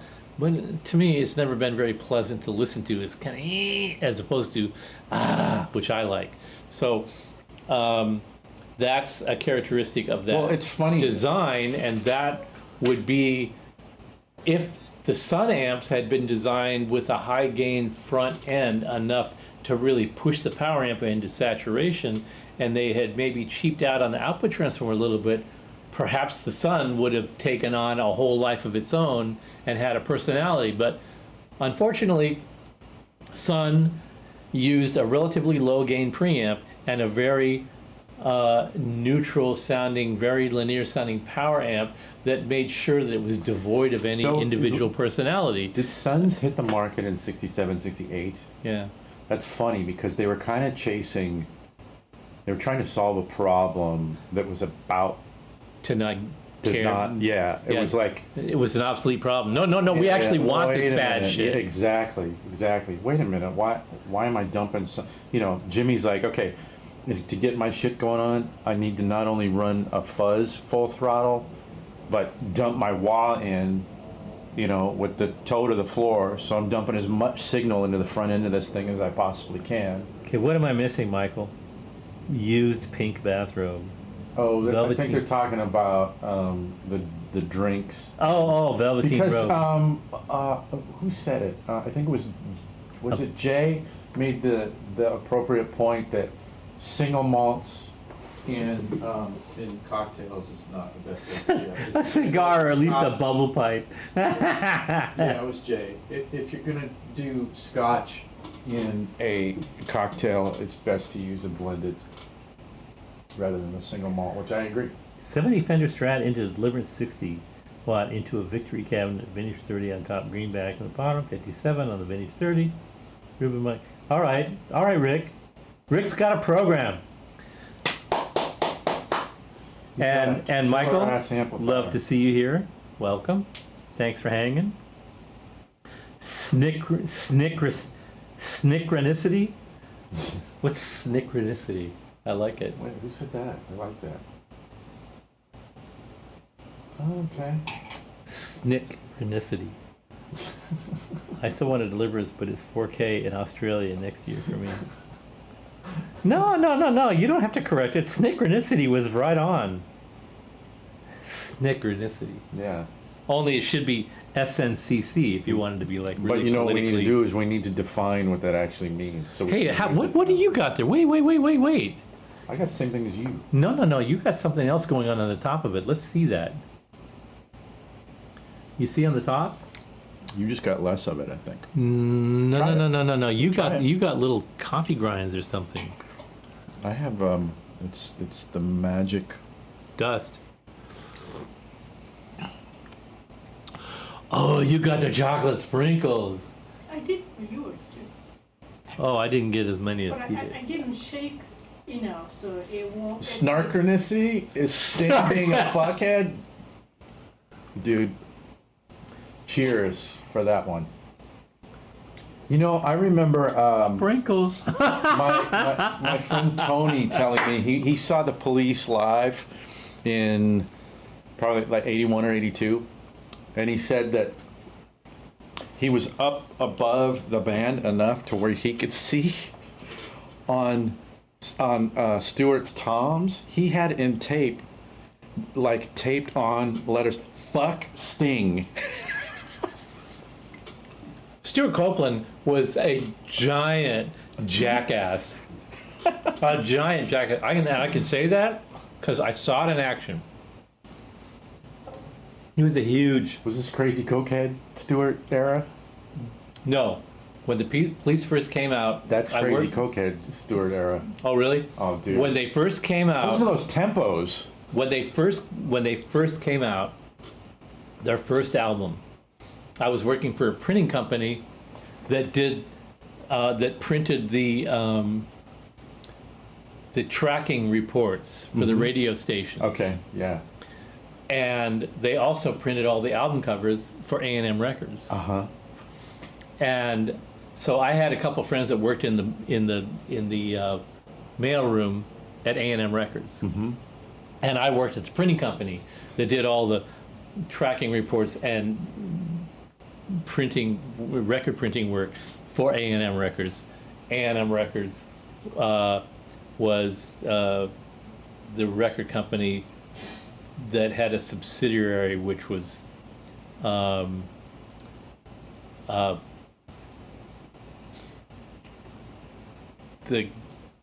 record company that signed Yeah. the police. IRS records. IRS. Yeah. So, Which I think was Miles. Yeah. Did Miles have something to do with yeah, that? yeah. So the whole thing was the police, the IRS, let's take all the government agencies and make them, CIA. which is kind of hilarious at the time. It was very topical and it worked really well. But because of that, I got invited to see the live taping of the police at a soundstage in Hollywood for Midnight Special. And they came out and Sting had just gotten a cold or something like that, so his voice was half gone. But he was very humble, he was very, I don't want to disappoint anybody, and he came out of the dressing room and he said, pardon my voice, I'll do the best I can. And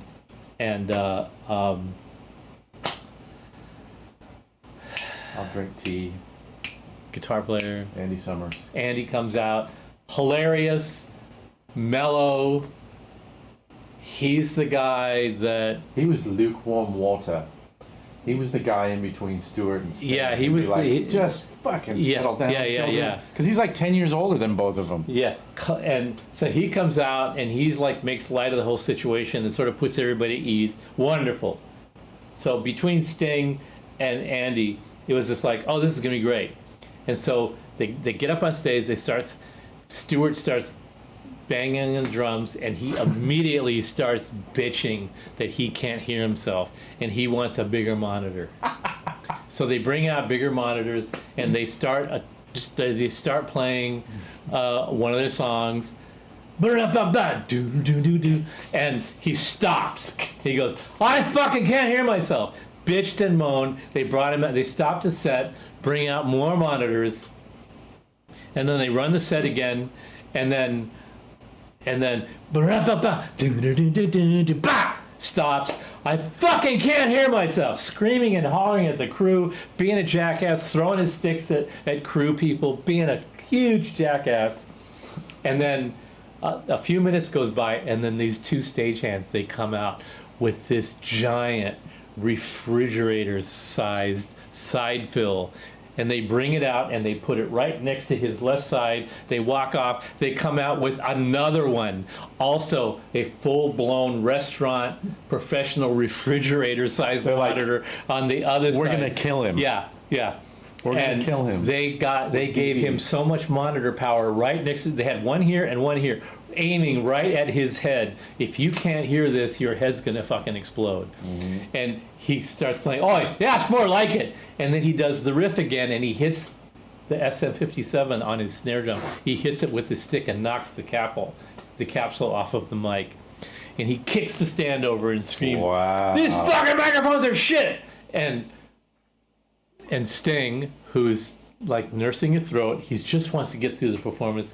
And Andy's now doing little ballet pirouettes and stuff, just trying to like diffuse the situation. And they go off for a minute, and then somebody comes and replaces the mic, and they put extra tape around the capsule so he can't knock it off again.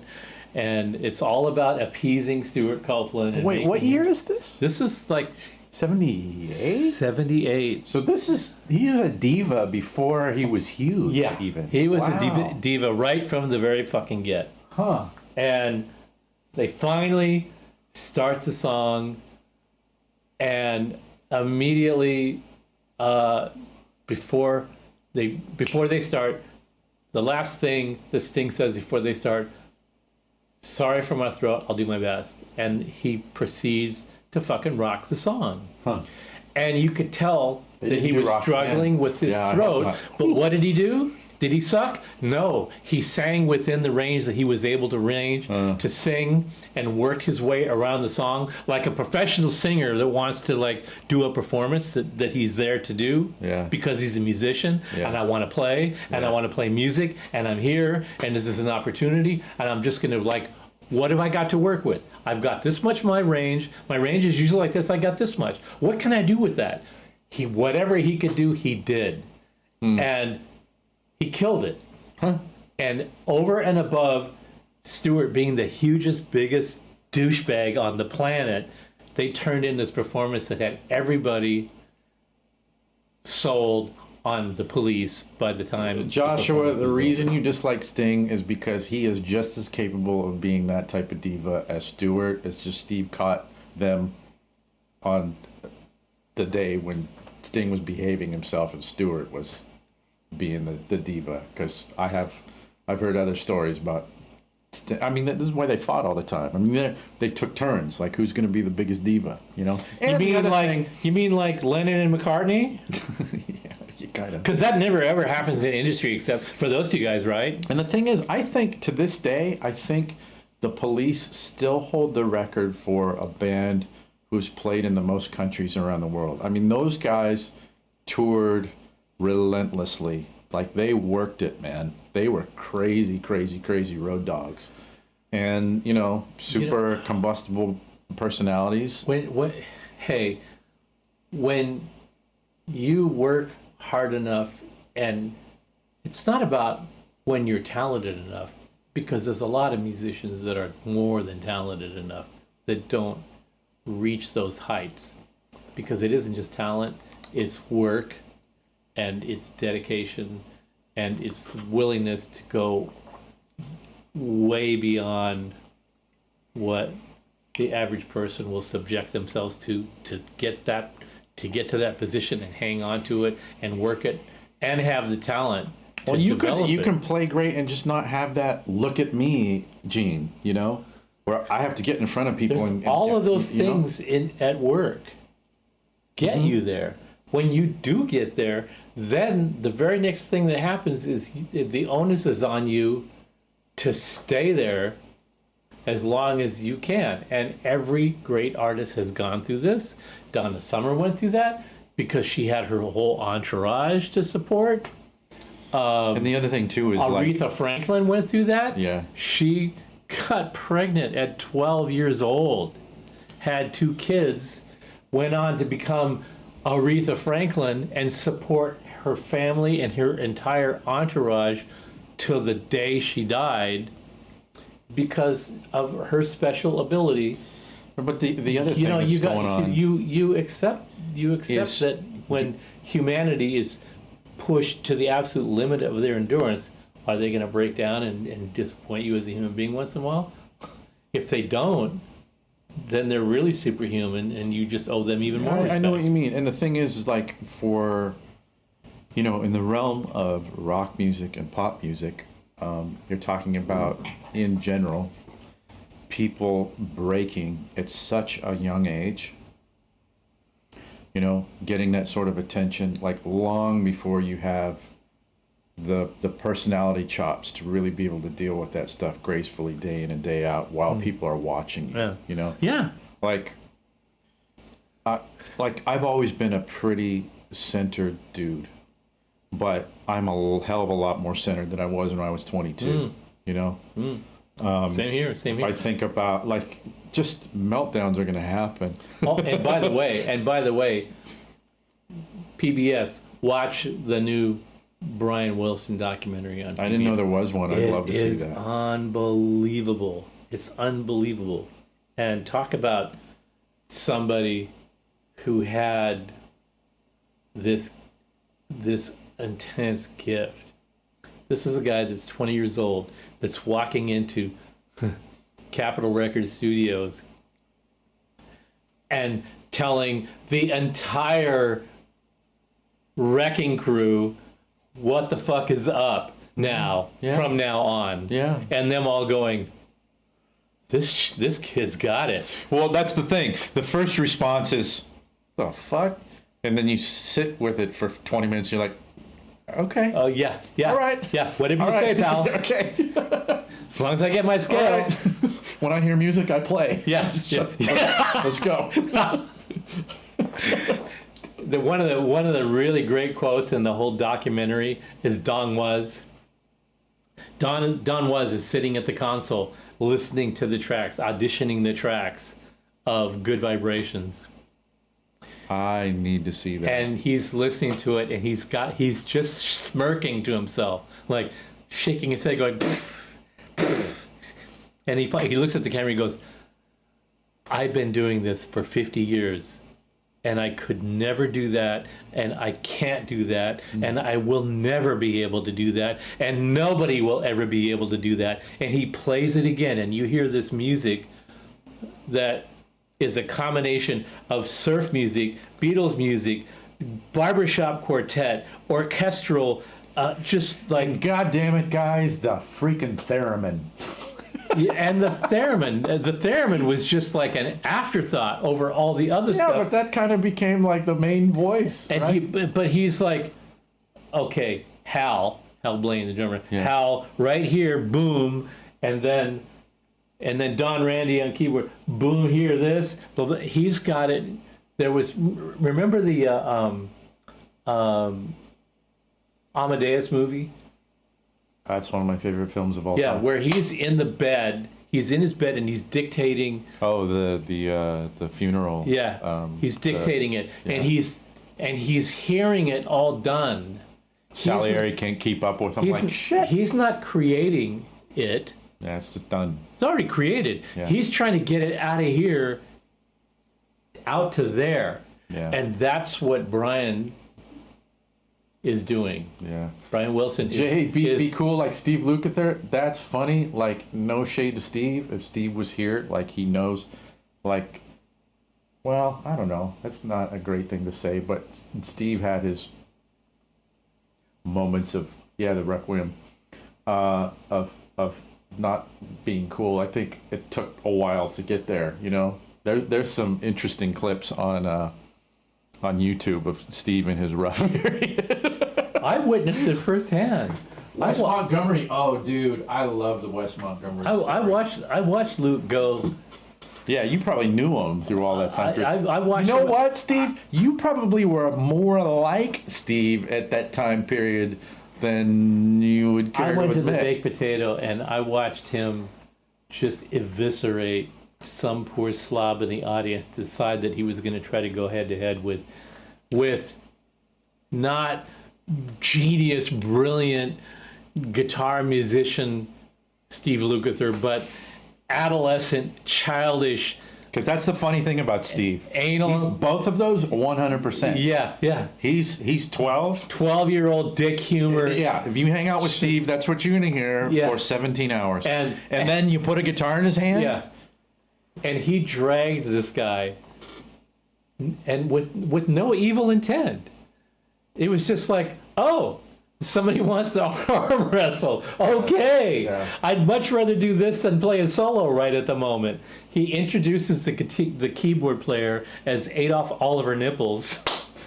And then some guy in the audience says something that piques his interest, and he took the guy apart. piece by piece, not out of malevolence, just because the guy gave him a platform to elevate the conversation to the ultimate childish stupidity that you could possibly accomplish in one night at the Baked Potato before my next explosion of genius guitar playing. You know what's it kind was of just funny about it was that, though? mind-blowing to behold, to watch him go from a 10-year-old to a master musician and then back to a 10-year-old toilet humor guy. But I think there's Just amazing. there's gotta be like that era, you know, the Toto guys and sort of the satellite dudes, you know, who came up at the same time, like the Porcaro family, like they're all from right around here. We're in the Valley right now. And I mean, they grew up near here. And Joe being, you know, in the studios forever, like the kids are coming up and like, you know, Jeff and David and their friend Steve, like they all grew up together, and they went from being And the Eddie. shithead, snot-nosed. Well, Ed grew up in Pasadena, but like these guys grew up together, and they're still the snot-nosed kids who are just so ridiculously talented that it's like, And yeah, pampered. why don't we start bringing you in on sessions? Yeah. And they never really had, and you know, it would be fun to have Steve come on the show and like correct me if I'm wrong, but I think there's a little bit of like, they never had to go, shit, like, I'm coming into the studio, like, I got to be buttoned up and have my stuff together. They roll into the studio when they're 17 and like start doing sessions, not grown up yet, and just kind of, okay, here's your career. Not that they didn't, that they weren't up to the task. Yeah, Obviously they were up to the task. and Luke gets a reputation as one take Luke, because he could just take any cue and finish it in the first take. And my attitude, my feeling about it was not because he thought that he was that exceptional musician that he had to do that. My attitude is just like, well, if I just like the really childish mentality that he occupied so much was like mowing the lawn. If I get this done, then I can go have fun. That's so funny. I remember reading, this was like right after Jeff passed, and Steve was talking about he was talking about like when they were super deep into, you know, kind of running things, doing all the sessions in LA, like, of course we knew of the gigantic records that they play on, but there's a fair amount of stuff that they were doing that, you know, none of us ever heard of because those records went nowhere. But they were still doing them, right? And Steve was talking about this one record that they were doing. Ooh, man, I wonder, like, some stories pop in my head. I'm like, should I say this publicly? But this one Sure, that I'm why going not? to say. Where else are they gonna hear Yeah, it? Steve talked about this in a magazine, so I can say it. He was saying that they were on a session where it must have been the artist that they were playing with was a rookie artist. And, you know, some of the time a rookie artist would kind of think, I'm hot shit. So I'm going to come in, you know, like the whole Brian Wilson thing with, I'm going to tell everybody what to do. And there's the Brian Wilsons of the world, and then there's the not Brian Wilsons of the world who have the same attitude towards, you know, I know what's best in these situations. And so Steve was telling the story about this new artist, like saying that, like, they're doing take after take after take after take of the same song. And Steve and Jeff and whoever, I mean, this is the A-list of LA MFs at the time, and they're all looking at each other like, well, they have us, like, we're getting paid, so okay, we'll do another take. But then Jeff started going, all right, every take we do, I'm going to take off another. So off comes my, you know, like, okay, I'm going to take my shoes off. Like, we're going to do another take. Jeff's like, all right, off come the socks. He's like, you know, 5 takes later, Jeff is in there buck naked. And then my friend Matt told me about, like, he and his You brother. want this to end? Yeah. I think our thing got frozen. I heard another story about Jeff where another thing where the artist was, or maybe the producer was having them do too many takes, and Jeff finally said, "Hey guys, I need a break. I need to go make a phone call." And he walked out of the studio and just went home and never came back.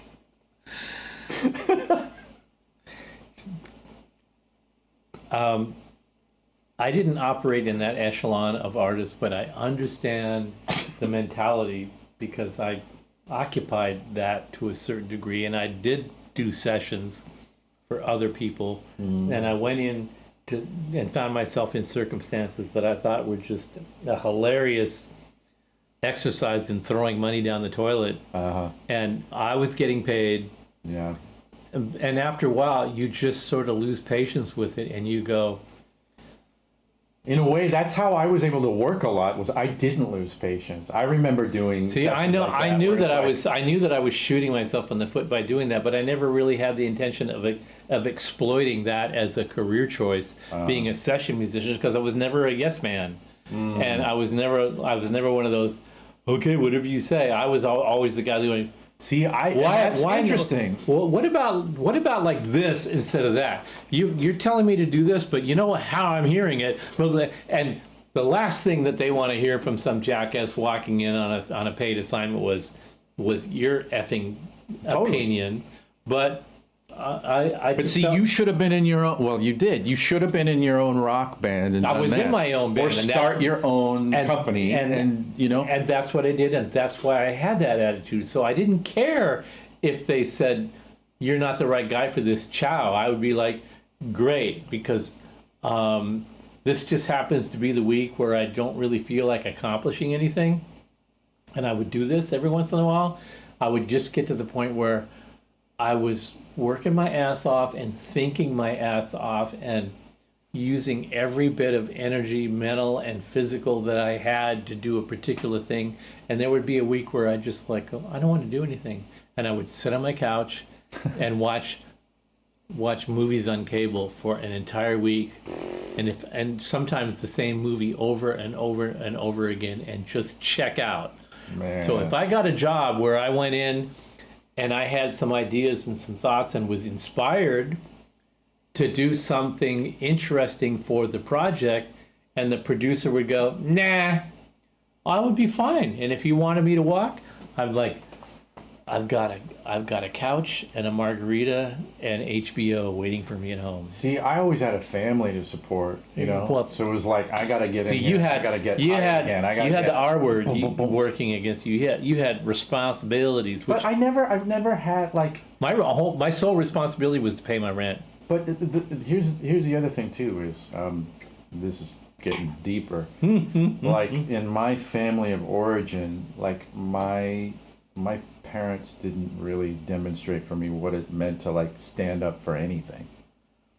Lovely people, but you know, I felt like when I entered the workforce as a musician, or whatever the hell you want to call it, like I was just hanging on for dear life, and I needed to get called back. I didn't want to be a failure. So the last thing on my mind was like, I'm going to throw my weight around. I didn't ever feel like I had weight to throw around. You know, the longer I did sideman work, the longer I did session work, I got tired of kind of not being able to express myself really. You know, I remember doing, you know, I felt like there was a differentiation between, you know, here's what I feel like is art, and then here's what I'm doing to pay my bills, which is craft.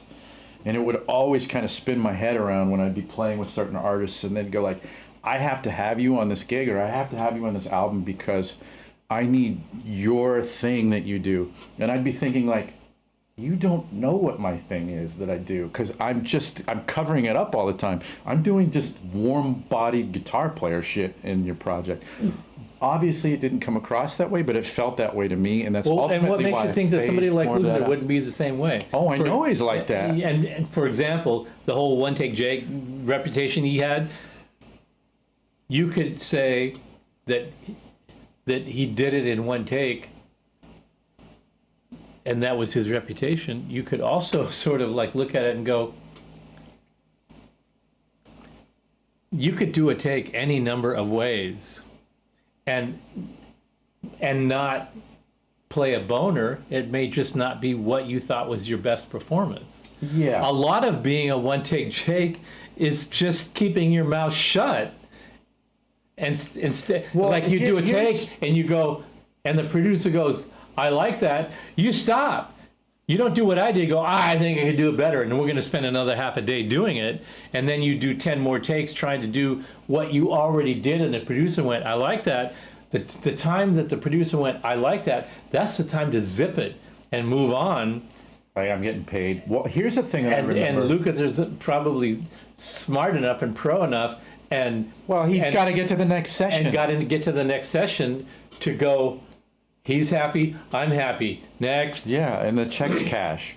You know, I remember reading, this was before I was really working a lot in the studios, and I remember reading an interview with Steve, and he was talking about this concept of going in, playing on a record, and then being like really disappointed months later or whatever when the record would come out and he would hear what was done with what he had tracked. Mm-hmm. And I remember reading it and, oh, okay, that's interesting. But then I remember when it actually started to happen to me and like, oh, now I know what Luke was talking about. Like, you'll go in there, like, for me, by the time I was doing a lot of that, like my work types would be split between, you know, actually going to the studio or going to somebody's home studio or whatever, and then also doing a lot of that work at home, you know, where I would just have stuff sent to me and I would do it at home. And I would conceptualize what I was doing or laying down with this idea of how things would happen in the mix. And then you hear what happens, you know, once the mix engineer, who you never met, you know, decided to interpret it, and you're like, okay, like if I knew this is where they placed what I was doing, like I would have used a different sound, I would have played something different, like, and that's the thing where you start to get kind of cynical. It's just like, man, I feel like I was really investing myself in this, and then shit, you know, like obviously the things that I played were just kind of treated as an afterthought, you know, and I've done a lot of that work, but I know I haven't done a fraction of that kind of work that like Luke did or Landau or whatever. Well, like, you no- get so cynical. Nothing, over time. nothing touches like that, like sitting, being a couch potato in my apartment, deciding to mentally check out for a week and just clicking through the cable channels. Uh-huh. And then I see this movie. It's not porn. It's very soft porn. It's just Were you like, on the soundtrack? Were you playing? Was it something I'm you'd watching this and I'm listening to the track and I'm going, that sounds really familiar. And I'm going, That's fun when that happens. and I'm just like going, I wonder who that is. I really like that guy's playing. And I'm like going, something in the back of my head is going, but I'm not really sort of that cognizant of it because I'm How do too I busy know being this? a slouch. And then I'm like going, no, wait a minute. No, wait a minute. That's me. Yeah, yeah, And I'm like, yeah. how did my tracks get on this movie? And then I thought back, and there was this producer that I worked with that called me on a variety of different jobs. They were commercials, they were jingles, they were this, they were that. I never knew what they were. Uh-huh. But he had the same team of people. He had him as a producer, and he had this guy who is a friend of mine from way, way back that we played in bands together, who is his kind of like his musical director in the studio. He had a clipboard and a time clock. He had like one of those stopwatches around his neck, and they would like do these, okay, we need 30 seconds for this, we need 10 seconds for that, we need 27 seconds for this, and he's timing everything, and I'm just, give us a little surf, give us a little of this, give us a little of that. I'm going, yeah, okay. And it was like one of those times where I didn't give a shit what they were asking me to do because it was just this grab bag, Yeah. and it was almost Probably like at the end of the session, you're like, let me get the hell out. it was just like a throwdown. Yeah. Can you play this? Can we have some tremolo? Sure. Can we have a clean? How about bring out your Esquire? We like the sound of your Esquire. Okay, this one we want your Les Paul. And I'm just like going, when it's going bang, bang, bang, bang, bang like that, and there's no real like bullshit sense of artistic integrity going on. It's just like, give us an egg, give us a carrot, give us a boiled egg, give us a soft-boiled egg, Right. give us a runny soft-boiled egg. Yeah. How about Scramble that shit. Yeah. Sunny side up. And Let's it was go. like bang, bang, bang, bang, and I'm like, okay. And then what I discovered later was that the tracks that I was doing for them were like working tracks that they submitted to lots and lots of different projects. Yeah, it's And one of library them stuff. turned up on this sort of like really lame, really super soft, kind of like vacation, where they didn't show anything, but a lot was intimated. And I'm just like looking at this going, oh my God. And, of course, there's no credit, which is great. But Yeah. I just remember cracking up going, that's the kind of work that if I wanted that kind of work, I could do that all day long and think nothing of it. And when I made that connection, I realized that that's why I don't do stuff like that normally, because it's of zero interest to me. I would rather go try to convince a bunch of other guitar players who have no idea what an amp should sound like that they should have an amp that sounds like this.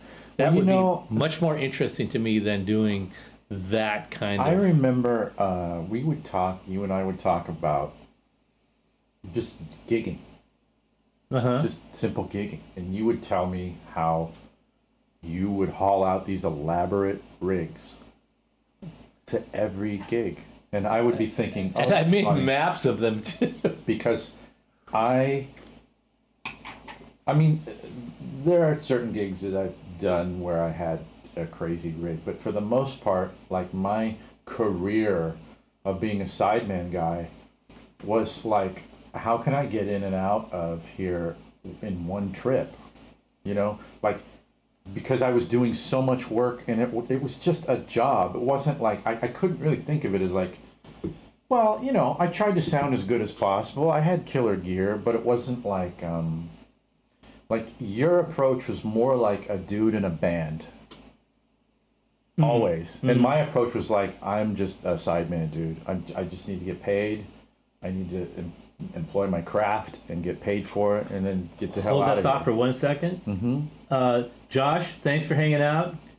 Have a great time. See you next time. Michael, I don't know why the mic would be cutting out. We're not moving any wires. It could be that we might just be having the bandwidth. Yeah, chopping up there a was a little bit. little bit of that when we first started the broadcast or the stream or whatever. So I think that we're certainly not censoring anything here. So it could just be glitching and stuff. So anyway, you were saying back to your... I don't know. It was just the difference in our temperaments, took us to different places, You would walk into professional environments and have more of that malcontent attitude, and I would walk in there with the attitude of like, I'm going to do whatever we need to do to make this happen. And I walked into a professional situation where a band was trying to make a record, and the producer had some clout, and the record company was depending on the producer to deliver something, and I walk in with Felix slippers going, yeah, you guys are sort of impinging on my personal time, but I'll do my very best. And yeah, I was a saboteur of my own career. Yeah. And I knew I was doing it at the time. But what I thought at the time was that what I felt was valuable was so much more important than, oh God, this isn't even. I think at that particular point in my career as a musician, Yeah. I kept thinking of people that said, you could do this, you could make money doing this, And whenever it came down to it, and I thought about it and thought about the time that I spent going through it, trying to do my best, and like you said, I brought these intense rigs, I brought down tools Yeah. that I thought I might want to use or try or need, Yeah. only to have somebody go, yeah, I like that when you get rid of all that junk and just do this. And like, okay, I started thinking, I could fix in the time that I spent jerking around with these people, I could fix enough amplifiers to make 3 times as much money as I made putting up with this crap. Yeah. So Yeah. I sort of felt like I'm not going to say no. I'm not going to walk out, but maybe I'll just do my damnedest to make sure that they fire me so that I don't feel like It took me so long in my life to get to the point where I thought I was sort of allowed to have a voice in things. Yeah, I never felt that way. I My- felt that my voice was just as important as anybody else's very early on. Man, and you know what? That's wonderful. That's wonderful. The single biggest bottleneck for me, Besides pouring in- coffee drinks down the front of my shirt. in my advancement and everything that I've done, was not thinking I was good enough. That was it. I always had entrance into higher levels, and I would think, no, I can't walk through that. I don't deserve that. I'm not good enough. I'm not able to do that yet. I have countless stories of, kind of sabotaging myself, because I didn't believe in myself. So, when I hear stories of people walking in and actually, throw an attitude, I'm like, man, that's like the furthest thing from, what I felt like. I mean, I just didn't think that way, let alone, do it and try and get away with it. You know what? Somebody mentioned something about the noise gate, and I don't know if I actually turned the noise gate off. We had it on before. Another one? Yes, please. Yes. That was so good. So that was this? That was. You want to do another broken, or you wanted to go by... Okay, I apologize, boys You know and girls. You know what? The last show, we had a noise gate and we turned it off because it was making too much cutting in and out kind of stuff. So we turned it off, and I always do this every show. I'm trying to get all these little Michael, bits and yes. pieces together, and what I did was I turned the noise gate off on the last episode. Yeah. But then when I closed the software, I didn't save it. So when I opened it up, so the then template the has it weird on. noise gate was back on. All right. 60 Sorry, cycle hum when guys. we're talking, and when they stop, it's like going to ground. And there's also another thing. Is So BMO says better. there's AC that comes on in here, and Oh, we and- actually tested this. Actually, you know what? We need to turn the AC off because it was really hot today. So we turned the AC on in the house to cool it out in this room because we have lights. We have And we just have the intense burn of our beings and our personalities that heats it up in here. dude. That's profound. It's stupid is what it is.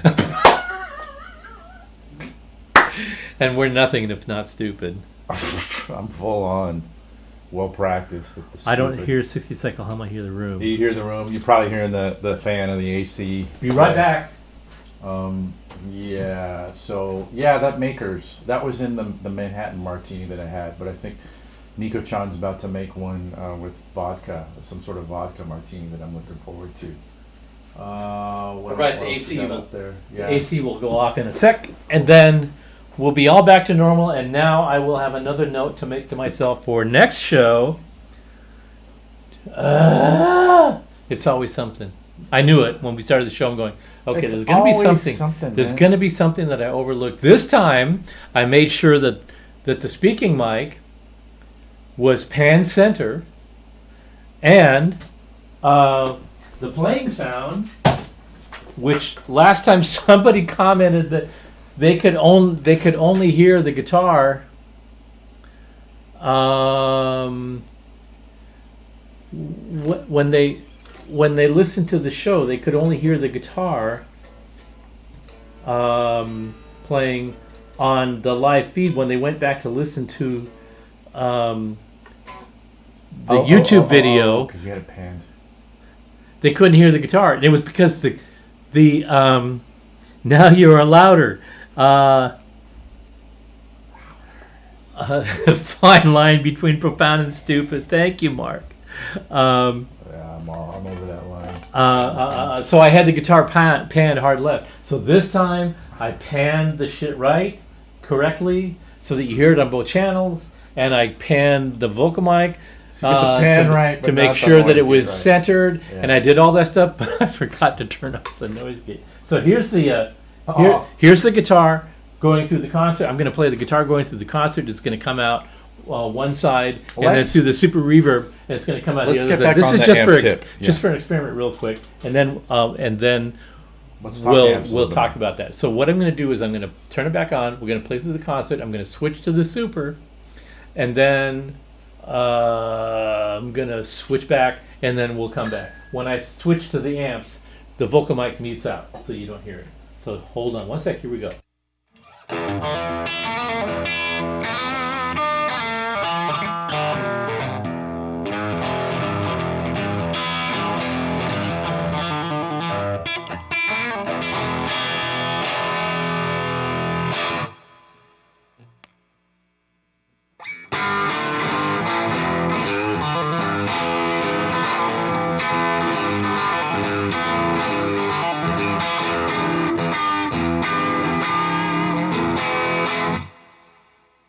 It's so Okay. obvious. It's so obvious. Isn't that great? Isn't that great? well, So it's not that's, only. that's the super. Yeah. That's the concert. So the concert is coming out of, I believe, the... So I.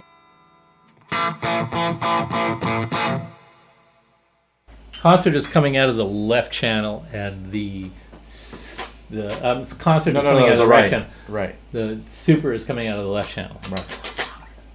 And you can hear. Okay, this is where we're going to try. You're not going to hear this.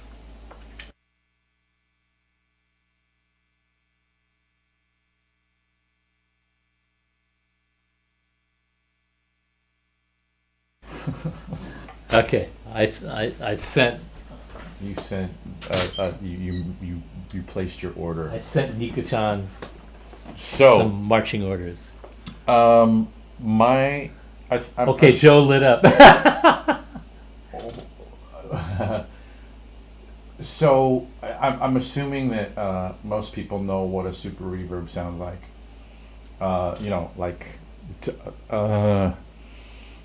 So my super reverb, I talked about it on the last show.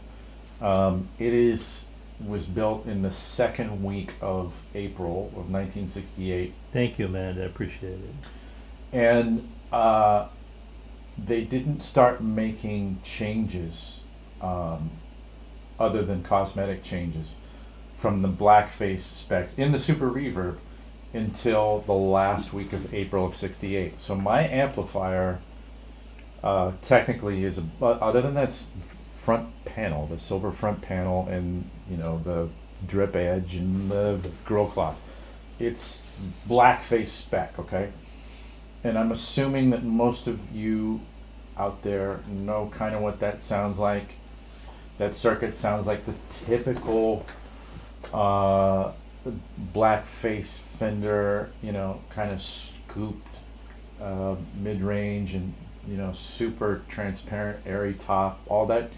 It's a sweet sounding amplifier. If you like sweet sounding amplifiers. If you like sweet sounding amplifiers, which I love that, I mean, for me, where I start is with, my first really cool tube amplifier combo is a 1965 Fender Deluxe Reverb that I still have. And so, that's kind of home base for me. A super obviously is a different animal because it's a bigger amp, it's 410s. In a room, it's magical too because with that open back and the 410s, like it's got this really big, like three-dimensional presence, just throwing stuff all over the place. Like what an amazing tool that is, right? I don't know. But Want I to think- demonstrate it for us? Well, we're playing through here. We're not, and here's the thing too, like you're not really gonna get that unless you're in the room, right? Bullshit. What are you talking about? Well, the three-dimensional aspect of hearing the sound coming from the back of the cabinet and the front of the cabinet, right? So, we're getting all, are we? hold on, we're jammed. We're jammed. Shit. What's happening? I don't know. Okay, I think, are we back or? Yeah. I can't tell. We're pixelated and crappy. I don't see it as being pixelated. I just see it as being We're jammed. jammed. The Which fuck? tequila? Do you have your Wi-Fi on? No, On I your turn phone? off. I'm on a data. What about yours? I have the Wi-Fi turned off. Okay, well, I think we're moving again. We So see I'm you gonna fine, keep talking. Okay, they're not seeing the stoppage out there for some reason. Okay, all right, cool. All right. Tequila. Oh. Which tequila? Tequila. Turn it so I can see the label. Alcohol selection. No, is I being want made. the one with the sand. And I think I told you guys the last show. I found this tequila called 123. It's organic tequila. This is the Blanco. 1 is the Blanco. 2 is the Reposado, Reposado. and then 3 is And the the Añejo. Añejo. And I did fix the camera so you can see the. I did. It There forgot. It is. See, there it is. See, I did. I fixed the camera. So that's number one. This is number 1. And the reason I use this for margarita style drinks is because it has what I call sand. It's that sandy sort of vibe. Some people think that's the Cuervo vibe, but the Cuervo is kind of the nasty, edgy version of that. But I like, when I'm sipping tequila, I like the aged tequila. Uh-huh. But when I'm making a margarita, I want to taste it. I can only describe it as sand. It's this kind Well, of here's quality. the thing. What it is that when it's in a cocktail, you need it's this is why Marshalls are so, like, remember we're talking about that pinched terry kind of quality, right? And that helps cut through a mix. When you have a tequila in a cocktail, it needs a certain strident element to kind of cut through. But something that's mellower and has a ton of complexity is going to get lost in a cocktail, whereas that's going to be more desirable for sipping. Yeah. So anyway, back to the whole super versus contra thing. Friends, don't let friends drink Cuervo. Yeah, I don't know. Hey, you got to start somewhere. Um, I turned 21 on Cuervo. All right, so of course I mixed it with champagne and wild turkey. whoa. You weren't appreciating anything other than being hammered at that point.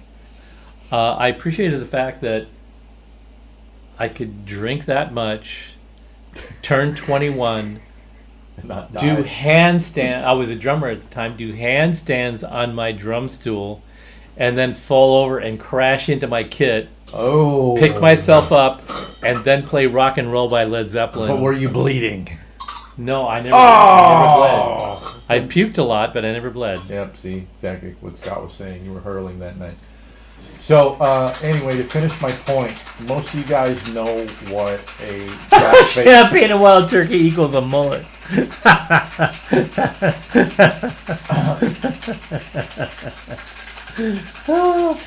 I'm really glad that I got my phone together so I could watch the chats more carefully, so I could enjoy the show a whole lot more than I did in the past because I could see the ongoing comments. So I'm just like, Joe has always been, he's got better eyesight, so he's. I don't think that's necessarily true. Well, you always say, "Oh, the comments were great tonight," and now I have a better sense of what you're talking about because. I do know that right now I'm gonna go use the restroom. So tell a joke. I don't know any jokes. Where did we leave off? We were talking about. He's gonna lead me to the wolves. Anyway, I had this idea during the lockdown, during the pandemic lockdown, that spending a lot of time at home, trying different things, et cetera, et cetera, et cetera. And one day, I had been just making lemonade because we had all the windows and doors in the house open. It was beautiful weather. Nobody was driving their cars. The air was beautiful. It was just wonderful. And I was making lemonade, natural lemonade. I was making homemade lemonade, squeezing lemons, a little bit of honey and ice, and I was just making lemonade and really enjoying it. And also, we had started roasting our own coffee. So the house just smelled like coffee all the time. It smelled like a coffee roasting place. And that was wonderful. So I started experimenting with different things, and I poured espresso into lemonade and thought, this is godlike. And so the next evolution of that was pouring tequila in triple second and making a margarita out of it. So this is an espresso margarita, right? Espresso margarita, yes. This is espresso margarita with the tequila one I just showed you, and Trestle? curacao, Trestle. and fresh squeezed limes and lemon mixture. A little bit of lime. A little bit of lime, mostly lemon, And an espresso. and espresso, homemade, fresh ground, and fresh brewed espresso. Yeah, with And then what's the little thing on the top? orange peel. Oh, a little orange peel on the top. So,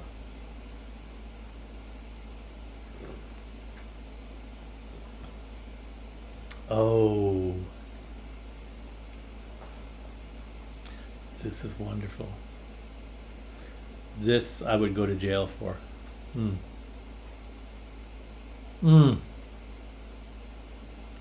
Oh, it might need a little bit more lime juice, lemon lime lime juice, juice, okay. but I'm being nitpicky at that point. Espresso margarita. Espresso margarita Yeah, baby. in a martini glass. In a martini glass yet.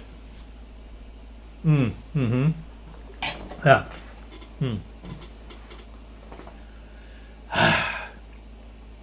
I came up with this recipe during the pandemic. I don't think you've tried it, but you know about my whiskey pancakes. Oh yeah. I'm telling you, I was Okay, just okay, out of okay. pure boardom. Chop chop. Out Get of to pure cooking. boredom I want and those now. stupidity, huh? I want those now. Oh man, I can do it now. We had it this morning. We have this morning. Damn. We had that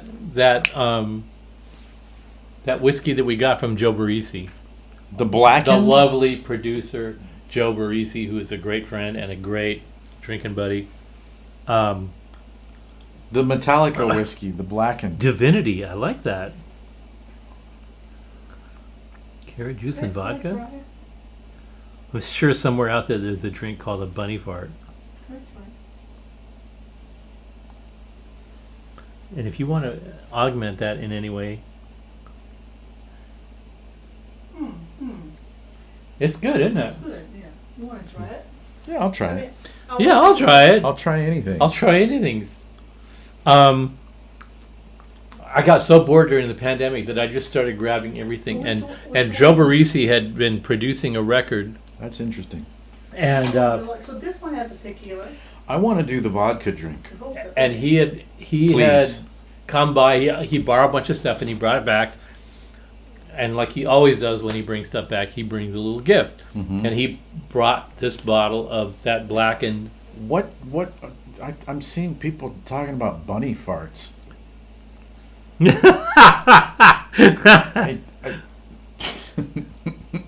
Michael Torn bunny fart drink is made with rotten carrots.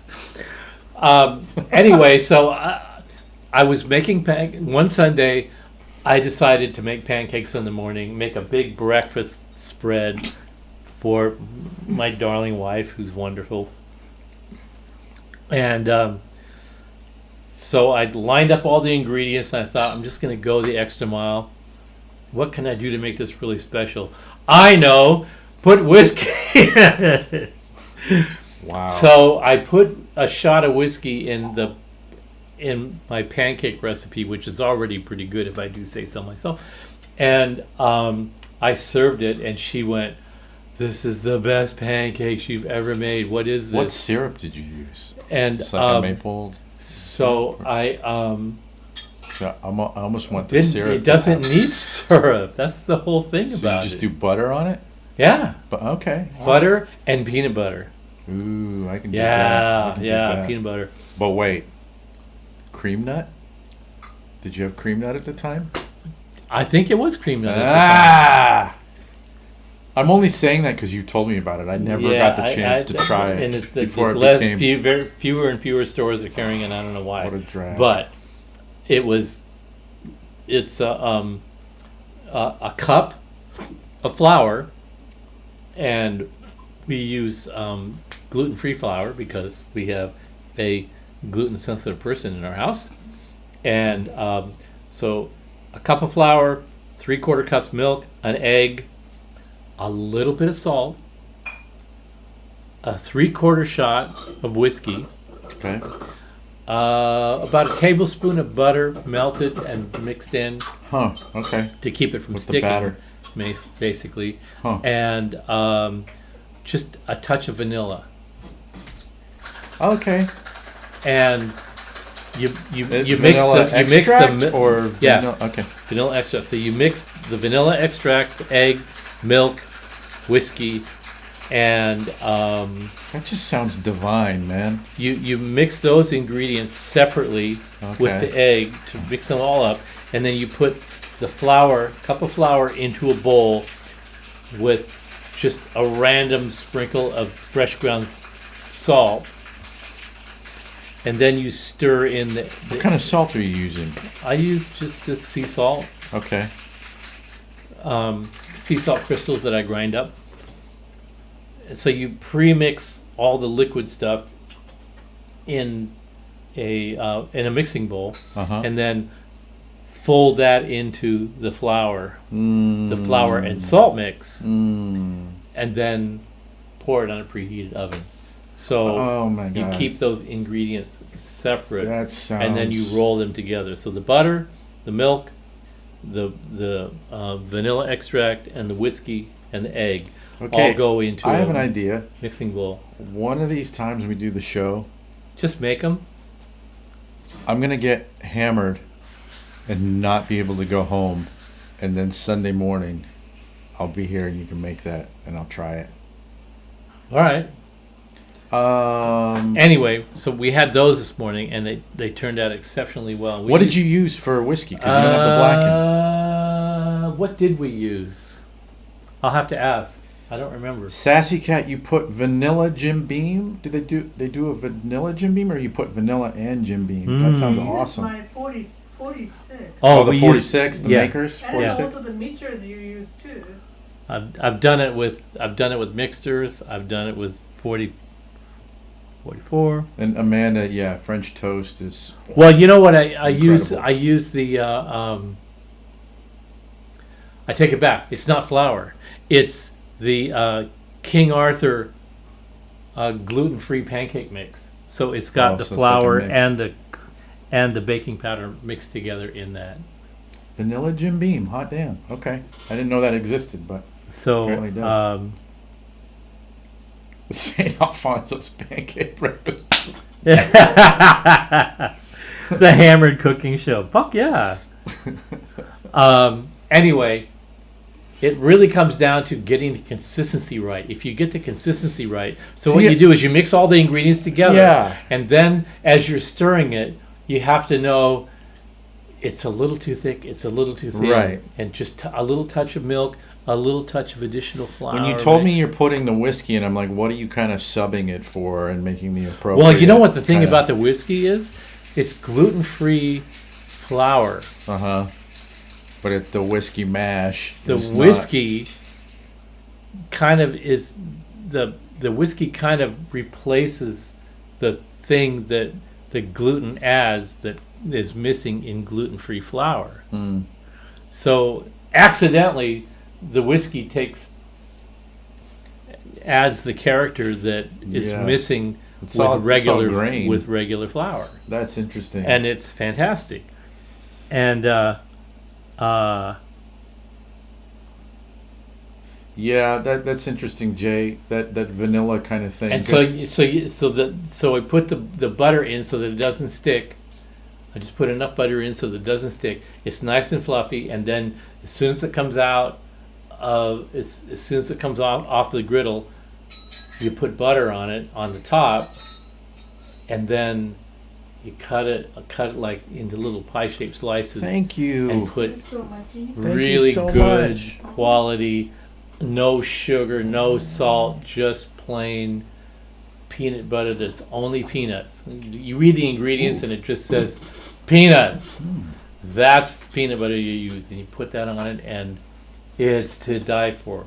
That with a nice fresh ground espresso, and your day is finished. You can just go back to bed and forget about the J6 committee, and just tell the world to take a hike for another few hours, and then if you feel like it, you have a shot of whiskey, and then you go mow the lawn, or you don't. Man, the idea of leisure time right now. Okay. Said one. You want to be the hero? You make the whiskey pancakes for your gluten sensitive wife. Serve it on a tray in bed, and just watch what happens. I guarantee you, you're going to be the hero. Okay, there it is, the official bunny fart recipe. Okay, thank you. Now I'm on the train and I get what it's all about. Right, absolutely So right. we're totally not talking about these amps. What the hell are we talking about? I don't know. It's pancakes and whiskey. Isn't it your turn to play? Well, You brought I your was- damn guitar. I don't need to play. Yeah, I you don't do. remember how to play. Get But the fuck I out of here. wanted to make the point. So don't read the comments and interrupt. This is important because I'm about to talk about your amp. Oh fuck! Stop. So the Super Reverb sounds and feels very similar to the other sort of blackface circuit stuff, right? And most of you guys know what that sounds and feels like. I had never played a blackface concert before until we did, 2 weeks ago. Oh, that. Steve did the cap reforming thing, and then we brought the amp over here, and we were able to play it. And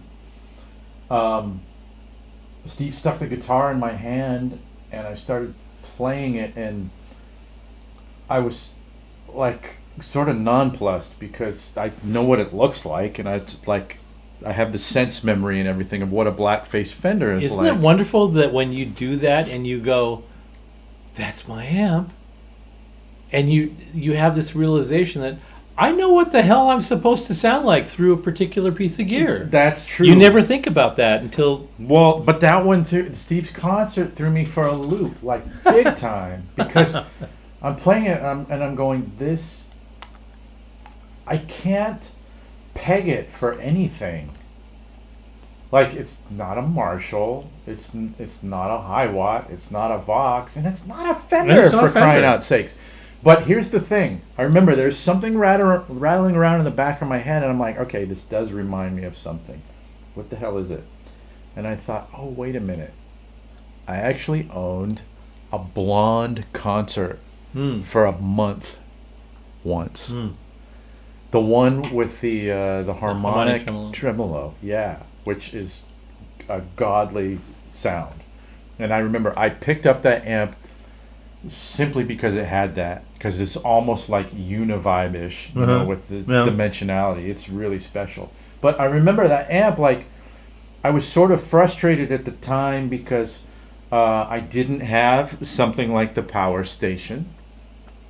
So I was running it, like, I wasn't able to run it really where it would heat up in the kinds of work that I was doing. So it kind of, I'm sorry to say, but it, you know, it felt stiff, right? Occasionally I could turn it up to where it would get juicy, and it was like, oh, that is what I remember from your concert, is my Brown concert. I think that amp has a lot more to do with that amplifier than my Super Reverb. And it becomes particularly noticeable when you A/B the Super and the concert, because you can hear the concert has, I mean, you described it best, it has a bark. Because it's in the mid-range. That the Super and like any other blackface Fender, you're not going to find in it. It's just not there. And part of that is the amp, and part of that is the speaker. And the part that I love about it, partly being the speaker, is it's the speaker that all the vintage purists diss on. The Oxford 10. Yeah. The Oxford Ceramic 10. Not even the Oxford Alnico 10. The Oxford Ceramic 10. This is like, and you and I have had this discussion of Leo, the great Leo, and his great vision about tone. Leo was trying to build shit and get it out the door. And when Oxford said, hey, you know, the price of that Alnico shit is really going up, we can replace it with ceramic and keep the price the same as it was 3 years ago. Boom! Do it. And all of a sudden there's this Oxford ceramic speaker with this little tiny magnet. Little tiny magnets don't generate much excursion of the cone. And so what happens is, but that's not just in the Oxford 10. It's the Oxford 12 too, has a small magnet. right, and you know what happens with a small magnet? People don't understand this about magnets and speakers. The bigger the magnet, the more excursion you get on the cone, Okay. the more inertia.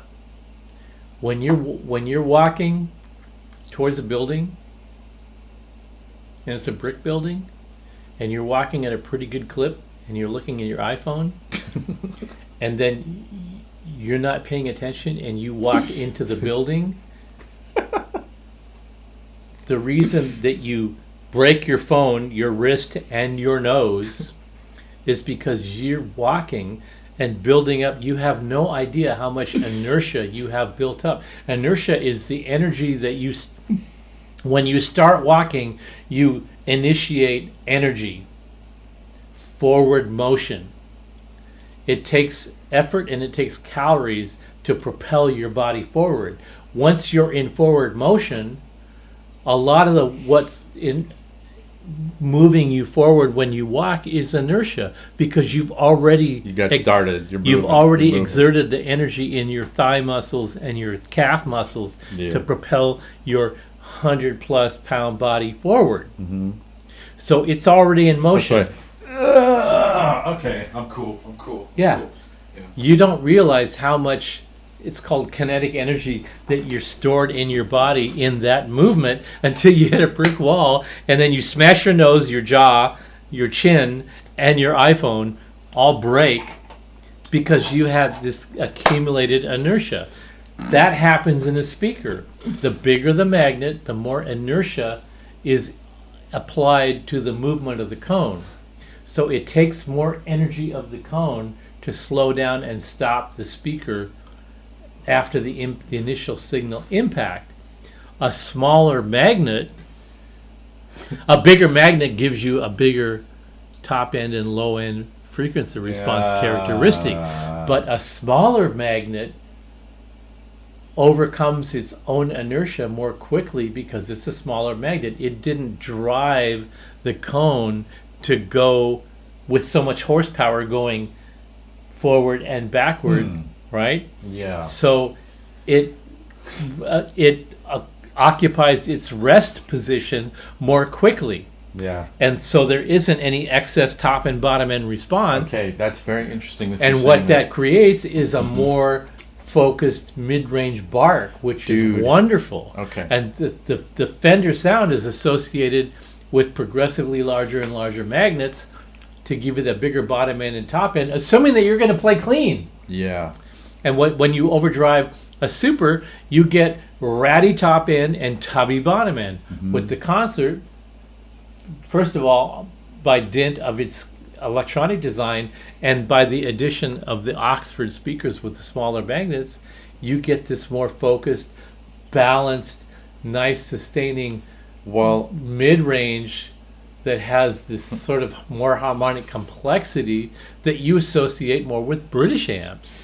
And that's that's what worked. That's what I didn't understand when I first played the concert, but what I did relate to when I first played through the high one. I went, I get this. Yeah, but okay. See, and I wouldn't have been able to make that link until you got me. And I wouldn't have being made it. able I to made play. that link when I was 20 years old because I was just sort of like going, Well, you were doing What's it that like about? through a sense memory kind Right, of way, mhm, mhm. and now we're able to do it with a oh shit. Now, like with my eyes wide open, you're going, oh, yeah. I had this concert, which is this complete anomaly in the Fender line.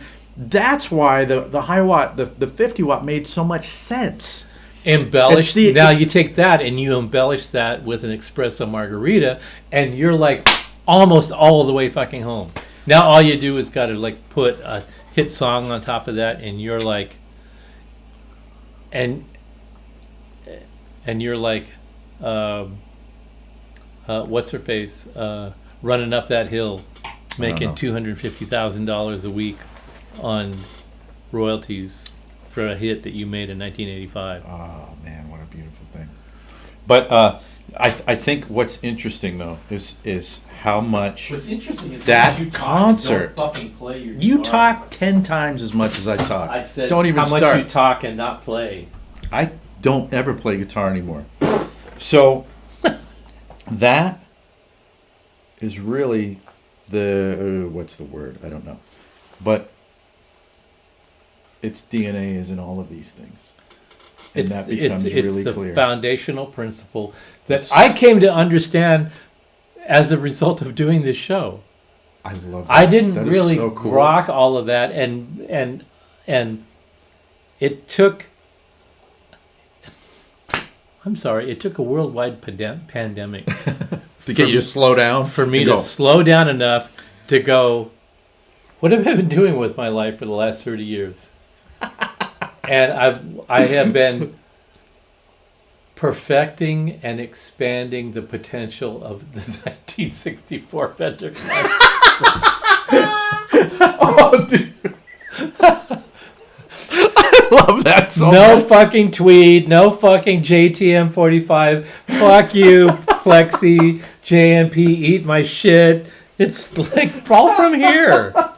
And you can quote me. Okay, but here's something cool is Steve is absolutely right because up until 2 weeks ago, Kate Bush, thank you, Amanda. Sorry, I'm a 2 weeks Alcoholic. ago. Oh, and Jay, be careful what you ask for because we've been talking about that. That's Jay? actually going to fucking happen. It is going to happen very And soon. Very soon. And it's going to be more than hilarious than you could ever imagine. Absolutely. We had Dave on last year, but we want to have him on again. And we here have in had the the room. discussion. That's going to be, and it's all about being drunken. Absolutely. You can count It's on all it. about being drunk and totally immersed in, and I hate the use of the word tone because so many people abuse it and overuse it. A long ago and far away, Aspen Pittman once said to me, Aspen Pittman, the founder of Groove Tubes, formerly the sales manager for acoustic amplifiers, said to me, I didn't know that. I sell tone. The whole thing of SWR and Groove Tubes evolved from acoustic amplifiers. Steve Robbie from Acoustics started didn't know this at all. SWR, I didn't know this at and all. Aspen Pittman, the sales manager of acoustic amplifiers, launched Groove Tubes. I had no idea. Yeah. I only knew him from Groove Tubes. And What a titan. and Aspen once said to me, "I sell tone." And the minute that he said that, I went, "Aspen, my good friend and compadre who I love, you're a fucking idiot." Get ready, I'm about to And punch rest you in in the nose. peace. Of course. Yeah. What You'd say Well, that to him if he was here right now. I would say that Yeah. to his face if it was here right now, and I Right. wish to God that he was here right now because Right. he left us too soon. Because he was actually a comic in disguise. He was a marketing guy that pissed people off because he really should have been a comedian. But Man, what a big personality. he said, "You think that I say outrageous shit?" He would say things like, "Putting a matched set of power tubes in your amplifier will make a bigger difference than changing to a premium speaker." And people bought it because he said so. Dude, He I bought also put so out a much book stuff. in which he Oh, quoted my God. Cesar Diaz as saying, "The best way to clean your pots was with a combination of carburetor cleaner and WD-40.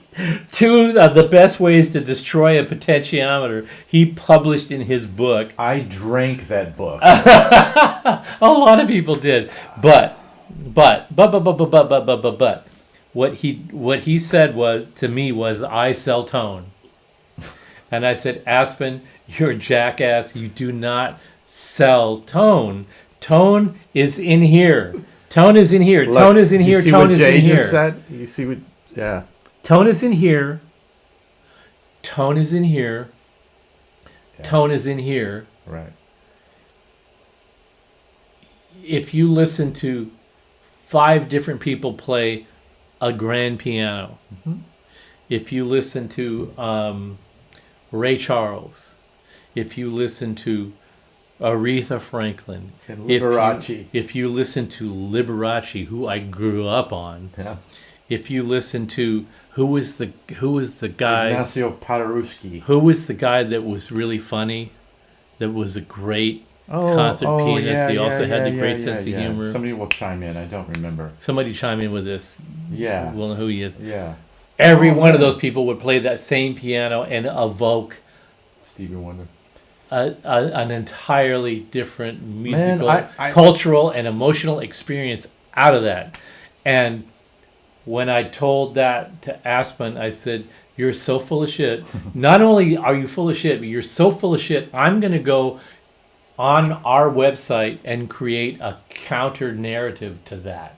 And what I did was I went on our website and I wrote a manifesto that's titled "Tone is Not for Sale," in direct response to See, that's your Aspen. malcontent side. Yeah. That's what that is. Victor Borgia, thank you Thank very you. much. Thank you, Mark. You're Mark, high the five. you. Well, actually, Kelly Oh, B. Kelly. Yeah, both you guys.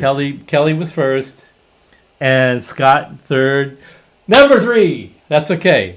All of you guys are great. Yeah. Thank you so much. And we'll send you And nothing. and Victor was probably at the top of the list of those guys because he could ramble that stuff off the top of his head. Okay, here's my theory about Victor Borgia. He was the Steve Lukather of his time. Whoa. All right, enough of that. Anyway. No. You need to explain that. No. We're almost at 3 hours Because he to it. could Come play on. that. He could play all of that complex stuff in a coma. He would play that to entertain the audience because that's what they came to hear, and then he would stand up and do his 12-year-old Yeah. humor act. Yeah. He was half classical And you know, pianist genius, and the other half of him was the Marx brother that and you know what's funny is who was also a genius, but who looked like I don't know much mentally about. deficient person that amused everybody by his. I don't know what Victor's story is, but I would like to learn more about it because I imagine there was a time period where he was pushing down the comedic side. There's a PBS documentary. and he on was him being that you told, should- "Hey, no, you need to toe the line." Yeah. And he found his magical powers when he was like, you know what? I'll play like this. What are you doing? I'm helping you To do what though? What? to move on. To what? Because every time I talk about amps, you talk about something else. What are we doing here? I don't know. Are we illustrating something? Oh, it's just time to fucking play your goddamn guitar. Everybody's waiting. For what? What I are don't we? know. What are we talking about? What is this? What's going on here? What the hell's going on here? Why are we seeing something from about a half an hour ago? What are you seeing? I'm seeing Are you about a seeing- half an hour previous to what we were talking about on my iPhone. Ooh, interesting. Well, we can talk about. We can actually illustrate what I was talking about in terms of listening to these amps. All right. Well, let's start. Let's start with. Where's my pick go? I don't know. I'm kind of loaded, and I don't know. Here's one in case you need it. Oh, thank you. Oh, no problem. Thank you. You're a beautiful soul, Steve. Yeah. Where's my? Jeez, I'm so. My iPhone is like. All right. Anyway. Under your Oh, it's on the floor. Yeah, I'm buzzed. So, so let's just bang some chords on these amplifiers. And so what I would like to show people is just to listen for that bark in the concert, and how to me it's like an overall tighter experience. The concert does not have that sweet top end kind of thing happening. Do we need to switch over to something? When we switch over to Joe playing, you're not going to hear this mic. And by the way, somebody who asked about the mic, yeah, I changed the mic position. It's on a little stand here, so that we were trying to do stuff like show close-ups on the camera, and it didn't work because the mic was on a boom, and it was trying to focus on the mic and not allowing the product mode to activate. So I changed the boom mic so that would work better, and now it does. So can you both play concert and super reverb? I'm gonna the do that. same Oxford IR. Yeah. So here's the beauty of this: is I just did it. Both power loads have 4 new IRs in them. 2 versions of Oxfords and 2 versions of the CTS. Yeah. So we can play both. We have an A/B switch here, and so we can play both amps through both kinds of speakers just by scrolling through them, and that's what we're going to do. Yeah. So when right I switch to the point where he's playing, it'll mute this mic, and all you'll hear is guitar. Yeah. So right now we're using the same IR for both amplifiers, and it is an Oxford. So this is the IR taken from Steve's concert. All right. And wait what a minute. amp are we on first? Oh wait, no. We're on yours No, you went first. back. Well, I had 2 presets set, so you don't have to turn the knob. You should just do this or this. Yep, but that's super reverb. We want to go to the Oxford. Oh, you want to go to the Oxford Yeah. on yours, Yeah, which exactly. is that Just- one? Yep. So Which is the same as this yeah, one. Right? because Mark wanted to hear both amps through the same speaker, so we can really hear the differences in the amps. Oh, good. Ah, I that's a think we're good on the same test. page now. Yeah. What the hell do I know?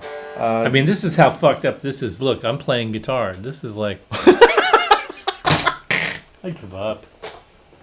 And we're drinking. I don't know. This we might be broadcasting completely into the ether, and nobody can hear us anymore. I don't know. Take it away, Joe.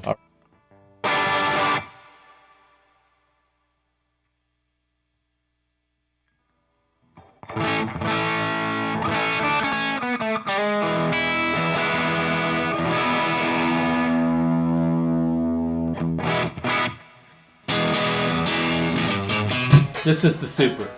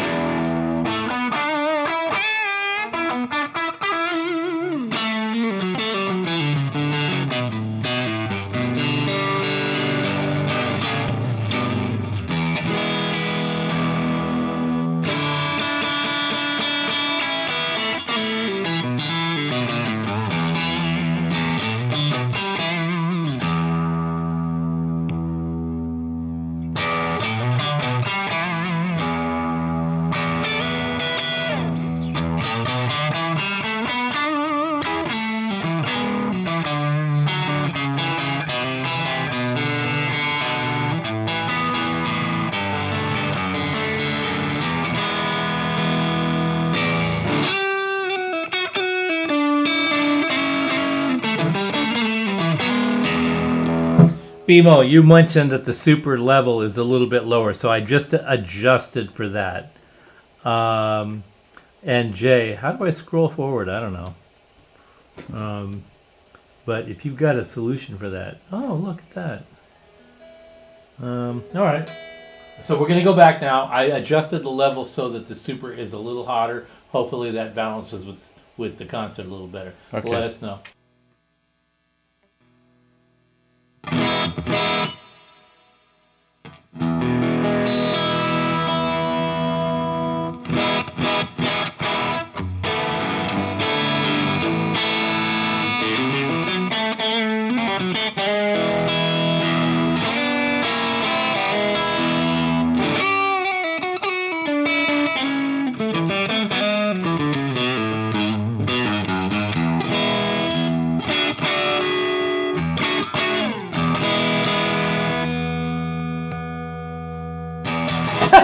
Oh, and while you're at it, Scott says the B is flat. We know!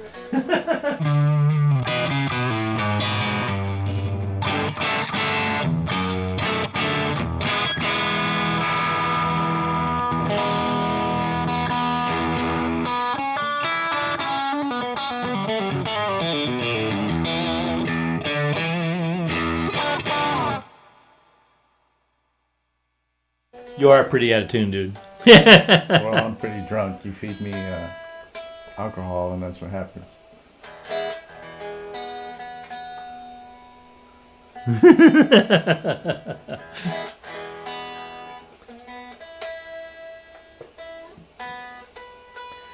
First of all, Scott, you drink as many examples of these exotic creations that Miko-chan is creating in the course of 3 hours, and try to keep your B flat shit together. I dare you. I never. I can't drink on a gig. Amanda, I'm all taste like chicken. That's actually how I feel right now too. I mean, before we started drinking, I was so dialed into the differences between these amps, and now I'm getting confused. No, it's not confusing. It's just, dude, Freebird, all fucking ready, okay? That's where I'm at right now. That's because of that. Yeah. Yeah. All right. So, what do you want people to know right now? Well, I mean, it would be interesting to hear.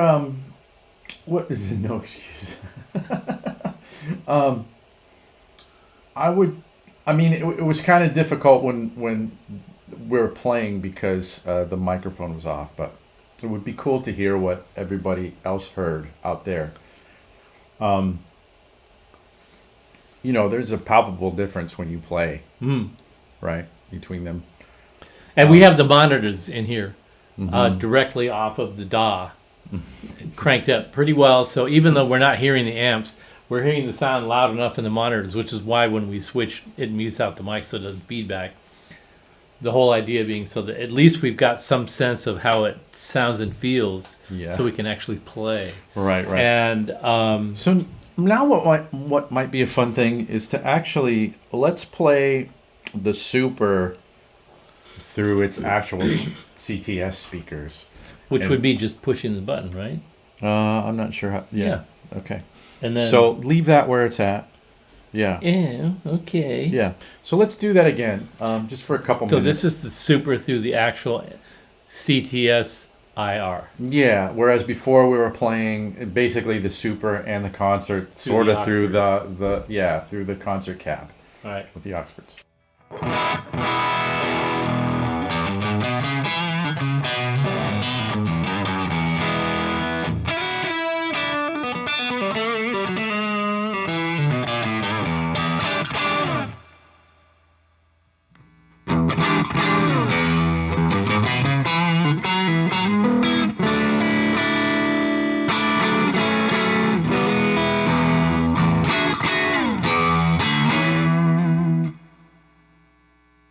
See, I'm about what the do you concert hear all fucking day long. I just want to really? hear. I don't care what speaker you play through. It's that amp all day long. You know why? It just I get it.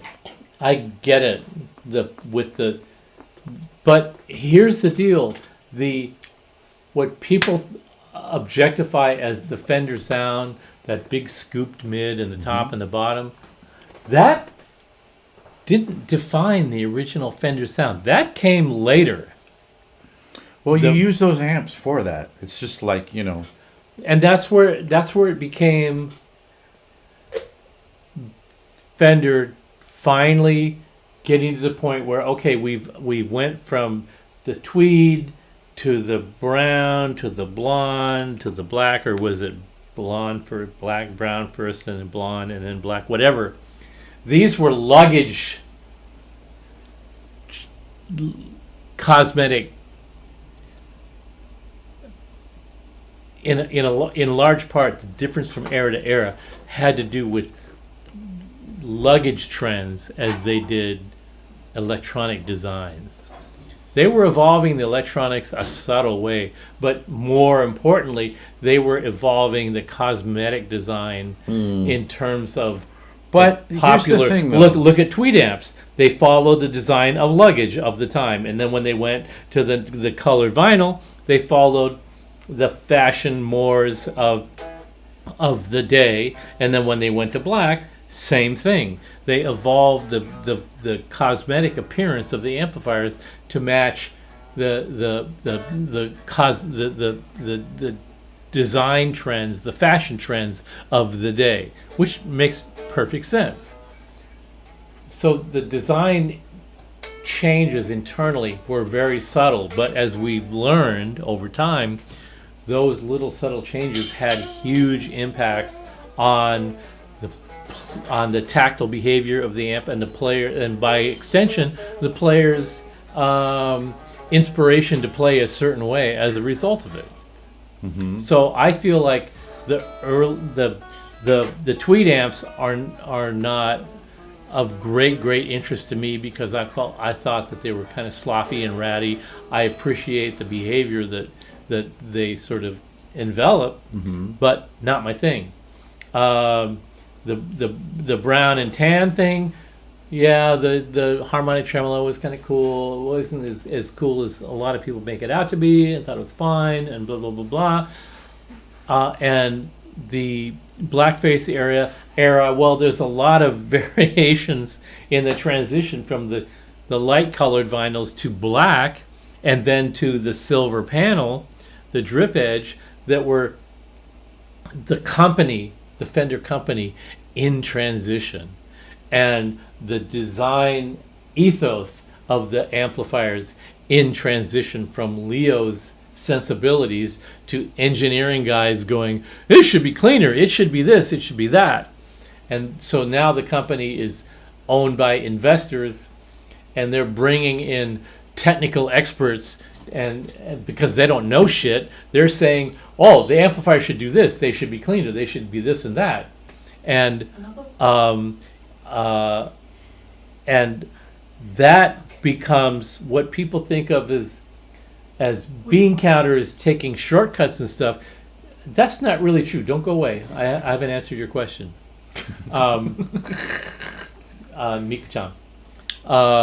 Here's the thing, though. It's the company, in order to survive and grow, I would love to try something had like that. to find people to read. People like Leo Fender, people that are inventors and creators and visionaries, wear a lot of hats and do a lot of things because they're thinking I'm looking at of the one. design process on a lot of different levels. Uh-huh. When an asset like Fender Musical Instruments Corporation transfers into the hands of an organization who's looking to maximize their investment in said entity, they necessarily have to hire 5 people to do the 5 jobs that Leo Fender did.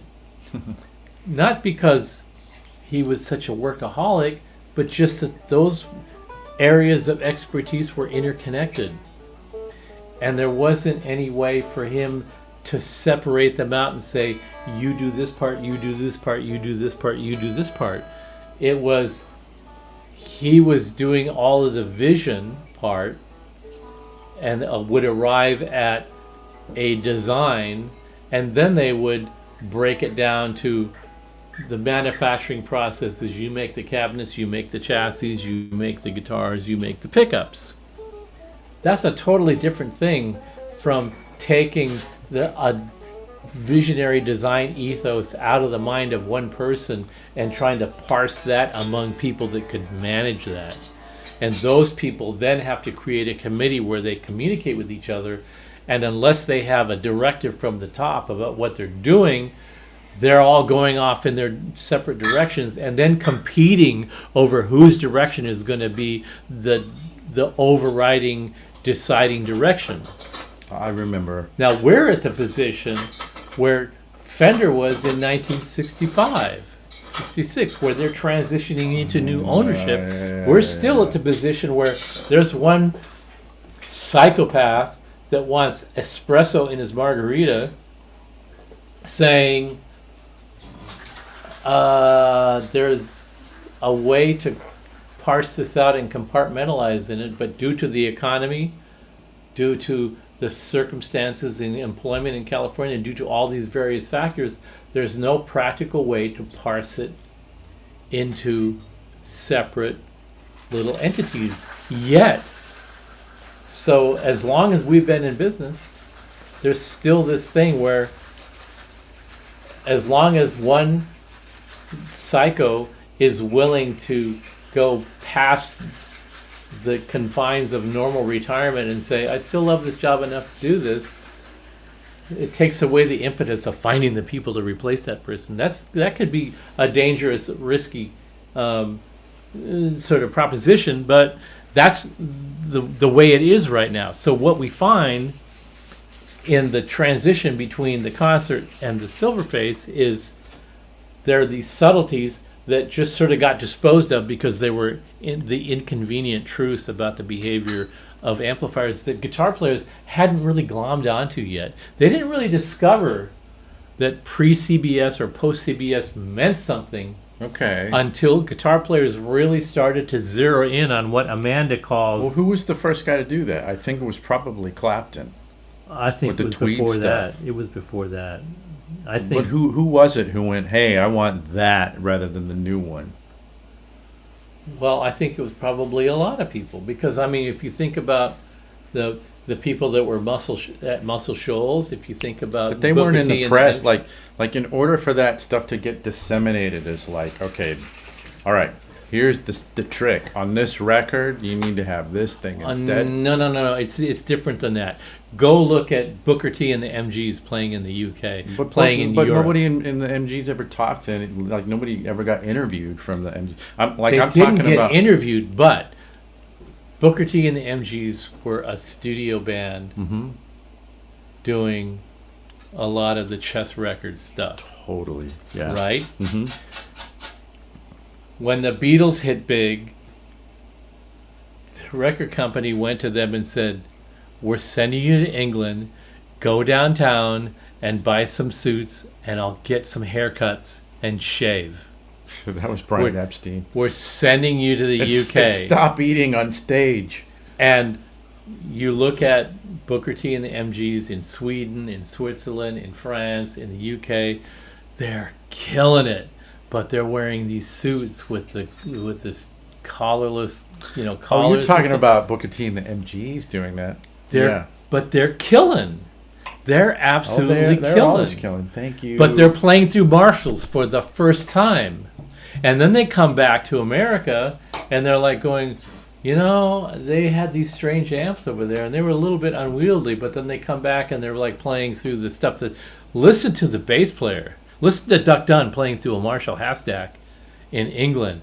It's just like, you never heard him play distorted before. Yeah. It was big bottom end. It was direct to the board. Boom, boom, doo, doo, doo, doo. You listen to him in Switzerland. Grr, grr, grr. He sounds like Jack Bruce, only clean, which is still dirty. And he's like going, you can see on the expression on his face, he's digging in. He's like going, wow, I'm experiencing a new thing here. Yeah. Well, I remember talking to you just in the last couple of weeks about, we all, if you're into them, the early ZZ Top records and the whole Brown Fender kind of spiel.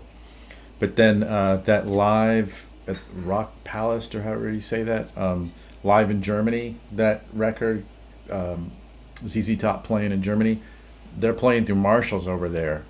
And they're playing the same shit, but it's gainy as hell. Oh yeah. And it's still ZZ Top all the hell, but it's like, woo! Like, this is a different thing. But they rock the hell out of it. Like, everything that you just said was very interesting, but What did I like say? it's fueled by this. It started off with you saying, "Oh, it's the concert for me all day long." And I thought we were going to talk about that, and then you took a tour through taking the MGs over to England, and so But I that's would the like same to sort of talk exploration. about. I would like to talk about the concert. Like, when you're saying concert all day long for me, like, I'm thinking of who you are as a player, and like, to me, the blackface sound is Little Wing.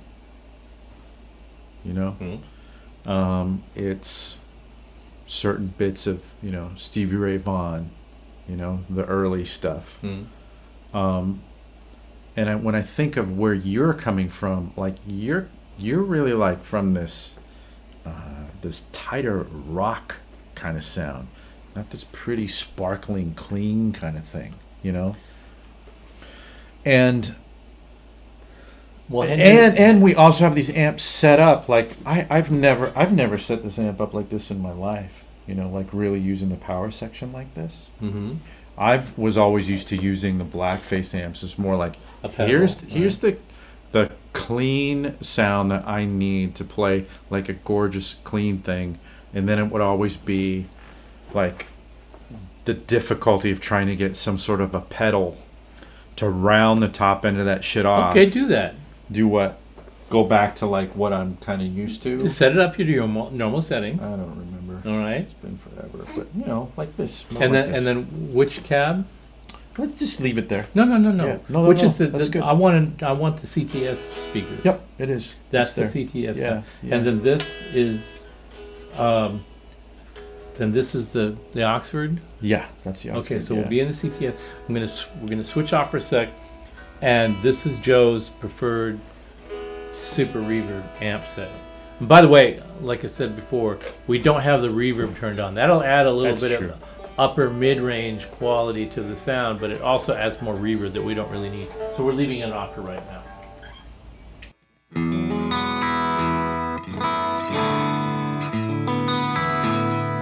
Right off the bat, the very first thing I hear, sorry to interrupt you, but No, that's fine. I'm hearing a little bit of harmonic distortion of the amplifier. And Totally.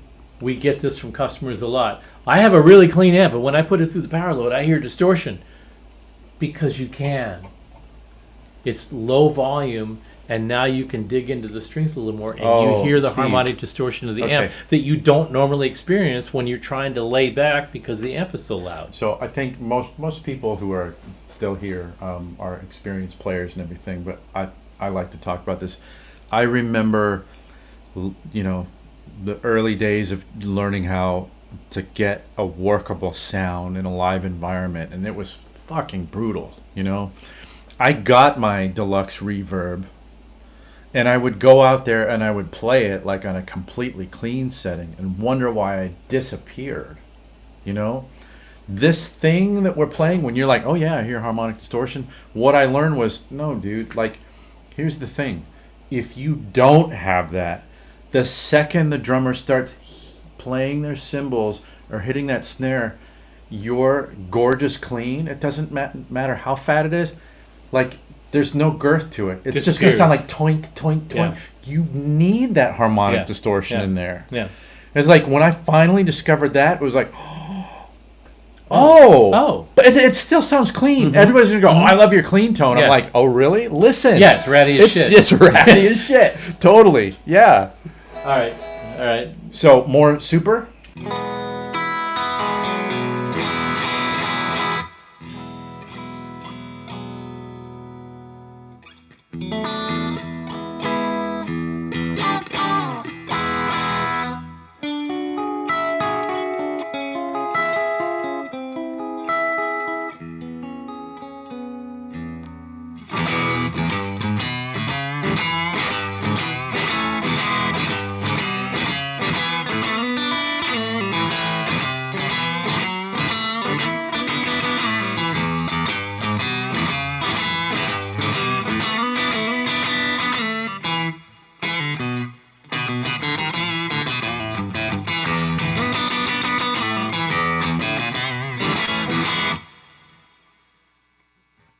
Well, it became the thing. It became It became the thing. All right, so now I'm so drunk. do we switch speakers now?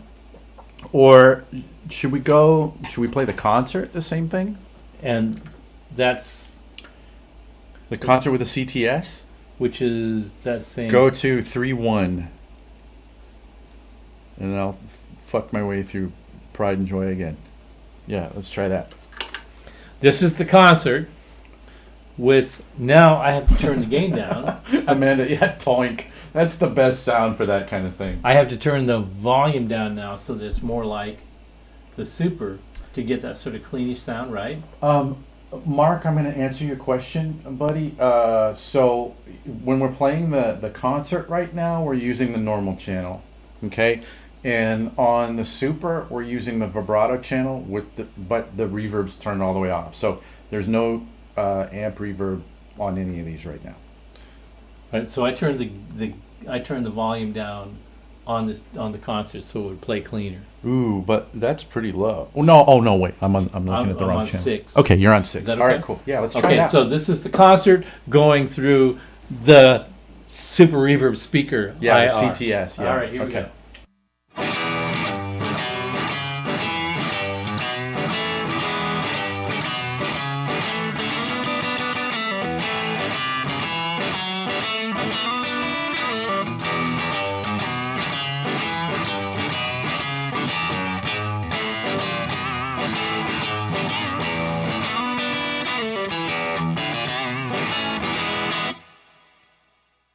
That is so interesting. You know what?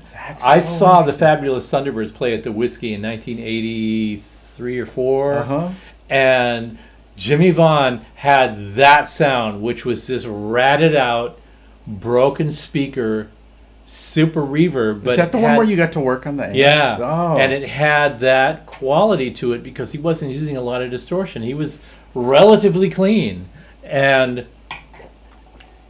I call it the garbage can sound. Because you take garbage can lids and bang them, metal garbage can lids and bang I them like together. that, It you gets know? this sort of a kind of a dull clanging sound. No, I agree with you. That is that sound. And I'm hearing that here. And the other thing I'm hearing is we have monitors here. You're hearing it out there, but we've added reverb in post. Yeah. Yeah. So yeah. the concert has reverb, which it normally doesn't have, and you hear this gut bucket sound with reverb on it. It almost sounds like a super reverb with this gut bucket sound that it normally doesn't have. And that when you started playing, I just went, there it is. There's what I love. That sort of vibey, mid-range sort of bark. The bark. Oh, the concert has all that, but that's exactly what I'm saying. Most of the blackface Fenders don't have that bark. Right. And that's the beauty of them. If you look at them as they're a tool to achieve this particular thing, they have the scoop. The bark is in the mid-range. That concert goes, no, I don't have that scoop. Yeah. Like, it's not the ultimate beautiful clean amp. Eric Right. Johnson's not going to choose it for his, but He would if he heard it. well, he wouldn't He'd go, choose it for that pristine clean thing. Yeah, maybe not. So now if I switch to And Mark, what did you ask? There's not an extra gain stage on the Super Reverb. If you mean, well, actually, yes, there is. well, In the reverb channel, there is an extra gain stage which serves as the mixing stage from the reverb to the clean sound.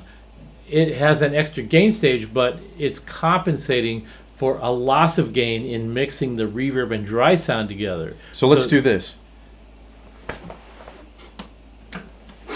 Oh, You broke it. what was that on 6? What we're gonna do is Just match the settings. yeah. So I'm at I'm 6, plugging in 6, 8.5, and 3. 6, 8.5. So what I'm doing is now we have both normal channels, okay, on both amplifiers.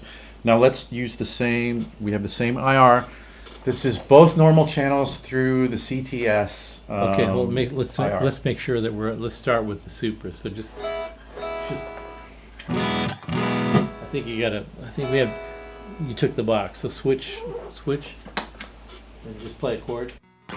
Okay. That's the Super. This I can is tell. the Super. One This is strum. the Super.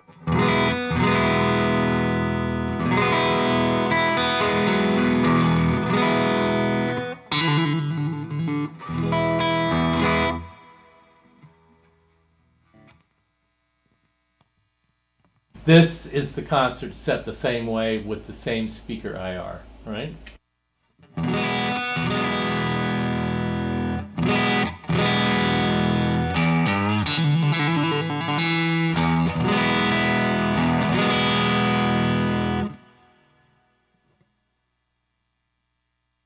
Okay, I can tell you what I think. It's like I want a Y box, and I want them both because they're both magical in their own way. Like just sitting here with them, that's actually what I think. The problem with that is a box. Don't tell me there's a problem, Steve. I don't want a The problem. problem is a box won't make a Super Reverb go 1 inch less wide and a 1/4 inch taller.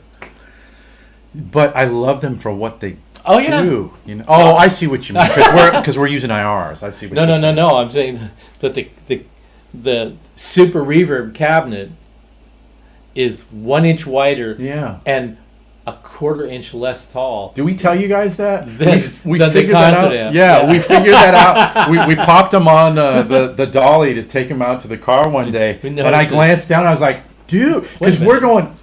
It's the same damn amp basically. And then we looked at him. And we were like, wait a minute, dude, look at this. The Super's wider, and it's not taller, is it? It's just wider, right? It's what? The Super? Yeah, the It's Super's a a little 1/4 wider. inch less tall. It's 1/4 less inch tall shorter. and wider. Wider and a 1/4 inch shorter. That's crazy, Inch man. wider. That's crazy. Yeah, there would be actually. Let's see. Bridges channels like a press, that's both normal channels, but still. Blah, blah, blah, blah, blah, blah. Sorry, somebody. Who was it? I just. Mark. Yes, you're correct. On the Super Reverb, there's an extra gain stage, even though there's so much attenuation going into that gain stage, it doesn't add much significant level of gain difference. What it does do is reverses the phase 180 degrees. Oh, huh. So, however, when we're going into the normal channels, But wait, is that why Mark is saying you can't jumper the Super Reverb channel? that's right. Interesting. I never tried that. Since we're going through the normal channel of both amps, they're both the same phase now. Man, they're both really, really, really, And- really cool.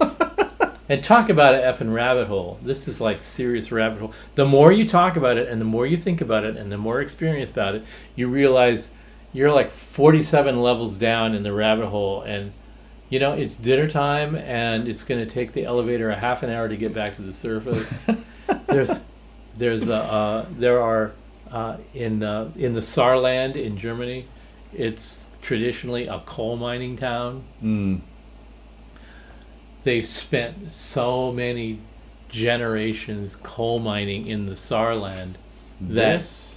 a coal miner in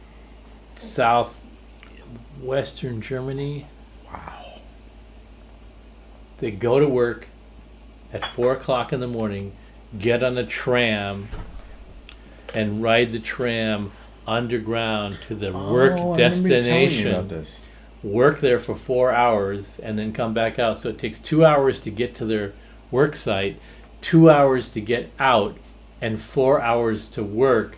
It's like sitting So in they LA never traffic. see the light of day for months. You know what? I need to And- record you saying this and so that that is- when I wake up in the morning and I'm like, my life is hell. I'm like, no, dude, this is hell. What is? Are you pointing at your watch? Yeah. She's saying it's She's saying, shut up and it's, get off. it's dinner here." time. Well, we've been having so many elliptical sort of. 3 hours and 45 minutes. Yeah, but What do you think, They guys? go long. Yeah, we're going on. We're just prattling, but I'm having fun. but I'm thrilled with the work that Michael did, Michael Nielsen. He's such a cool guy, man. I love And that at the guy. last minute, Michael had to go to the UK on last Wednesday, and I Well, he I didn't called have to him go. on It's I a called him pleasure. on Friday, and I said, dude, you know what we need? We need you to knock out some killer IRs of CTS speakers, and nobody has done a good Utah speaker, let alone any Utah speaker. Go a little closer, I think. A little closer to the camera, and it should, when you get close enough, it should gaboink back up a little bit. Or get off the camera yourself so that only the bottle is showing. It's gotta like latch on. Yeah, there you go, there you go. All right, here we go, folks. I know, Scott. We've been on for 4 hours, dude. Sorry. I don't know. That's what happens when you get to drinking. You just go on and on and on and on and on. Last night it got to 3 a.m. and I'm like, I feel like I just got here. Anyway, I just wanted to thanks again to Michael Nielsen for at the very last minute. He's going to the UK on Wednesday. And his asked studio him, had flooded. He had a deadline for a video game score, and the dude he was like, still managed to come up with a series of IRs for 10-inch speakers that nobody has done any kind of a job of, let alone a good job of it, and allowed us to do the demonstration that we wanted to do, which is to highlight the real characteristic differences between not only these amplifiers, but the whole idea of how an amplifier has impacted your life as a guitar player, and the thing that it brings to your palette, that you grow into your style of doing things a certain way. It's just amazing. I've learned so much by doing this that I'm just blown away myself. Well, but so I was going to say this earlier. We had this whole dialogue that, you know, if those of you who've been tuning in since the beginning of the show, it's this narrative of like, okay, you know, Fryette, BHT, Steve the repair guy, Steve the musician, Steve the high watt musician. And we never, like, we always would talk about, yeah, you have this old concert over there in the corner that, you know, that your brother had, and that's really cool, that's really cool. But it wasn't until Steve reformed the caps and we started playing through it that, like, You pointed it out. and I'll take credit for that. I think I You really deserve did. credit for it. Is I went, wait a minute, Steve. Like, this isn't Fender. This is the antecedent of the high watt experience. This is why when you heard the high watt, you're like, no, that's where I'm going. That's the direction that I'm headed. I'm looking for a bigger concert. Like, that is where it began. The DNA of this freaking 1964 concert is in all of this stuff, guys. I didn't realize. And we only figured that out in the last couple weeks. I didn't even realize the significance of that until we did that video. And Isn't that cool? And you were like, start going, dude, and I'm like going, you know what? I never really thought about it that way, but you're right. And you can't deny it when and you now go that through we it. listen to it this way, I'm going, okay, now my life has meaning. Or at least I can define the meaning that my life yeah. had, right? And you know, like likewise, like in a Which sort is of what a reverse way. made it so interesting that when I was doing these club gigs and playing these original material, and I took this to a gig with a lot of reticence because I didn't want to ruin it, and then when I found the High Watt 50 and I went and played a gig live, and I went, oh, this is the big version of that. I'm comfortable. It didn't really occur to me that was going on until that was in 78 That's to crazy. 82.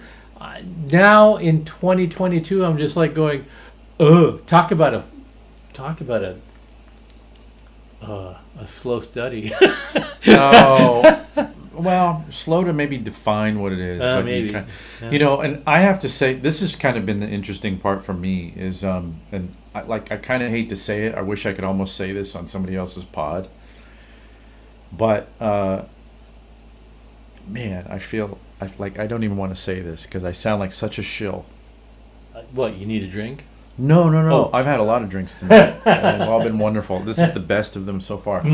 But like Steve, like man, I don't even want to say this. Okay, don't. No, I'm gonna say it because it's the truth. Like when I liked you as a dude before I understood your gear, the stuff that you were building. When I actually started spending time with the amplifiers that you built, like I've told you in private a few times, like if I would have known this existed like 15, 20 years ago, this would have solved so many of my problems. And this is one of those funny things, like playing through this concert. It's like when I told you that this reminded me of my Blonde concert. I didn't like that amp because I was trying to make it like this. But what I'm trying to get around to is that actually, and this is kind of weird because this and my deluxe reverb, I mean, they are at the bottom of, like, they're in my DNA chain for sure. But if I had kind of known how to use that actually makes more sense for what I do in more of a well-rounded, man, I've had too much to drink. Like, I appreciate what you're trying. does what it you're make getting sense at. what I'm trying to yeah. say? Yeah, I don't need you to. I don't need you to elaborate on it that much. I appreciate the sentiment. Okay. And point taken. But We're different players. I'm not saying I play like you and No, that no, it no, all no. makes sense for nobody me. wants to play like me. No, you but, play great, man. But I get where you're going with that, and I appreciate it. We all are on this journey, right? Yeah. Whether or not we're Hug time. yeah. so But all true. of us are really. Why are we here? Why are we talking about this? Why are we hanging out? Because that's what you do when music is involved, when creativity is involved, where individual effort and ability to play music and appreciate music. It doesn't matter if you're a songwriter, how good of a songwriter, or if you're a guitar player, how good of a guitar player. The point is that you have a voice, you have this alternate voice, you have a thing that's an extension of your other self. I always say that we always wear multiple hats at work. We have a small team, Yeah. a very specialized team. Yeah, you guys- Everybody wears multiple hats. They do several things well. And in real life, we all do that too. We have our responsibilities, we have our work life, we have our things that we need to get done, but we also have this other personality that wants to be let out of the cage once in a while. That's why we hang out. That's why we discuss these things. That's why we like to listen to sounds and figure out how people are arriving at the goals that they're arriving at. This is what we do that gives us the feeling like we have a life outside of just the day-to-day. What is this nonsense in the world around me that doesn't compute, that has no logical, I can't relate to it. This other thing, you can totally relate to it. You live it, you breathe it. You want an outlet for that expression, and you damn well find it. And when you do, you go, "Oh, I'm still learning. I'm Yeah. going to learn every day. I'm Yeah. going to learn a new thing every day." And if you can do that, then you've got a long life ahead of you of exploration and enjoyment and pleasure and there's- accomplishment. there's And so many noth- avenues there's for it. nothing better than that. All this stuff on the bar table is like that. Sassy Cat, 5 hours for breakfast. Thank you everybody for hanging out this long. 5 hours to maybe a whiskey pancake breakfast for you. Right? Man, it's so, like, isn't it flattering to have that many people hang out with you, like, for it is 4 freaking hours. Where we it just is babble it's about ridiculous, stuff. and You're weird like we are. and you guys all really got to get a life. I'm sorry. Well, just like us, we need to get a life. Thanks for spending a little of your life with us. Yeah. We appreciate it very much. We're just having fun. We're rambling. This is what we do every day, and Thanks, Amanda. we're You guys are just awesome. really thrilled to have you guys here and give us the opportunity and indulge our craziness. And I hope it makes your life more interesting and more fun. 'Cause that's the Yeah. whole point of it, right? Yeah, Yep. brother. Well, Get us out of here. Love all you guys. Be great to each other. Take care of all yourselves and your friends and stuff. And live a good life. Love y'all. Keep talking because I haven't found the file yet. Joe's looking for the outro. Goodbye. See you in 2 weeks.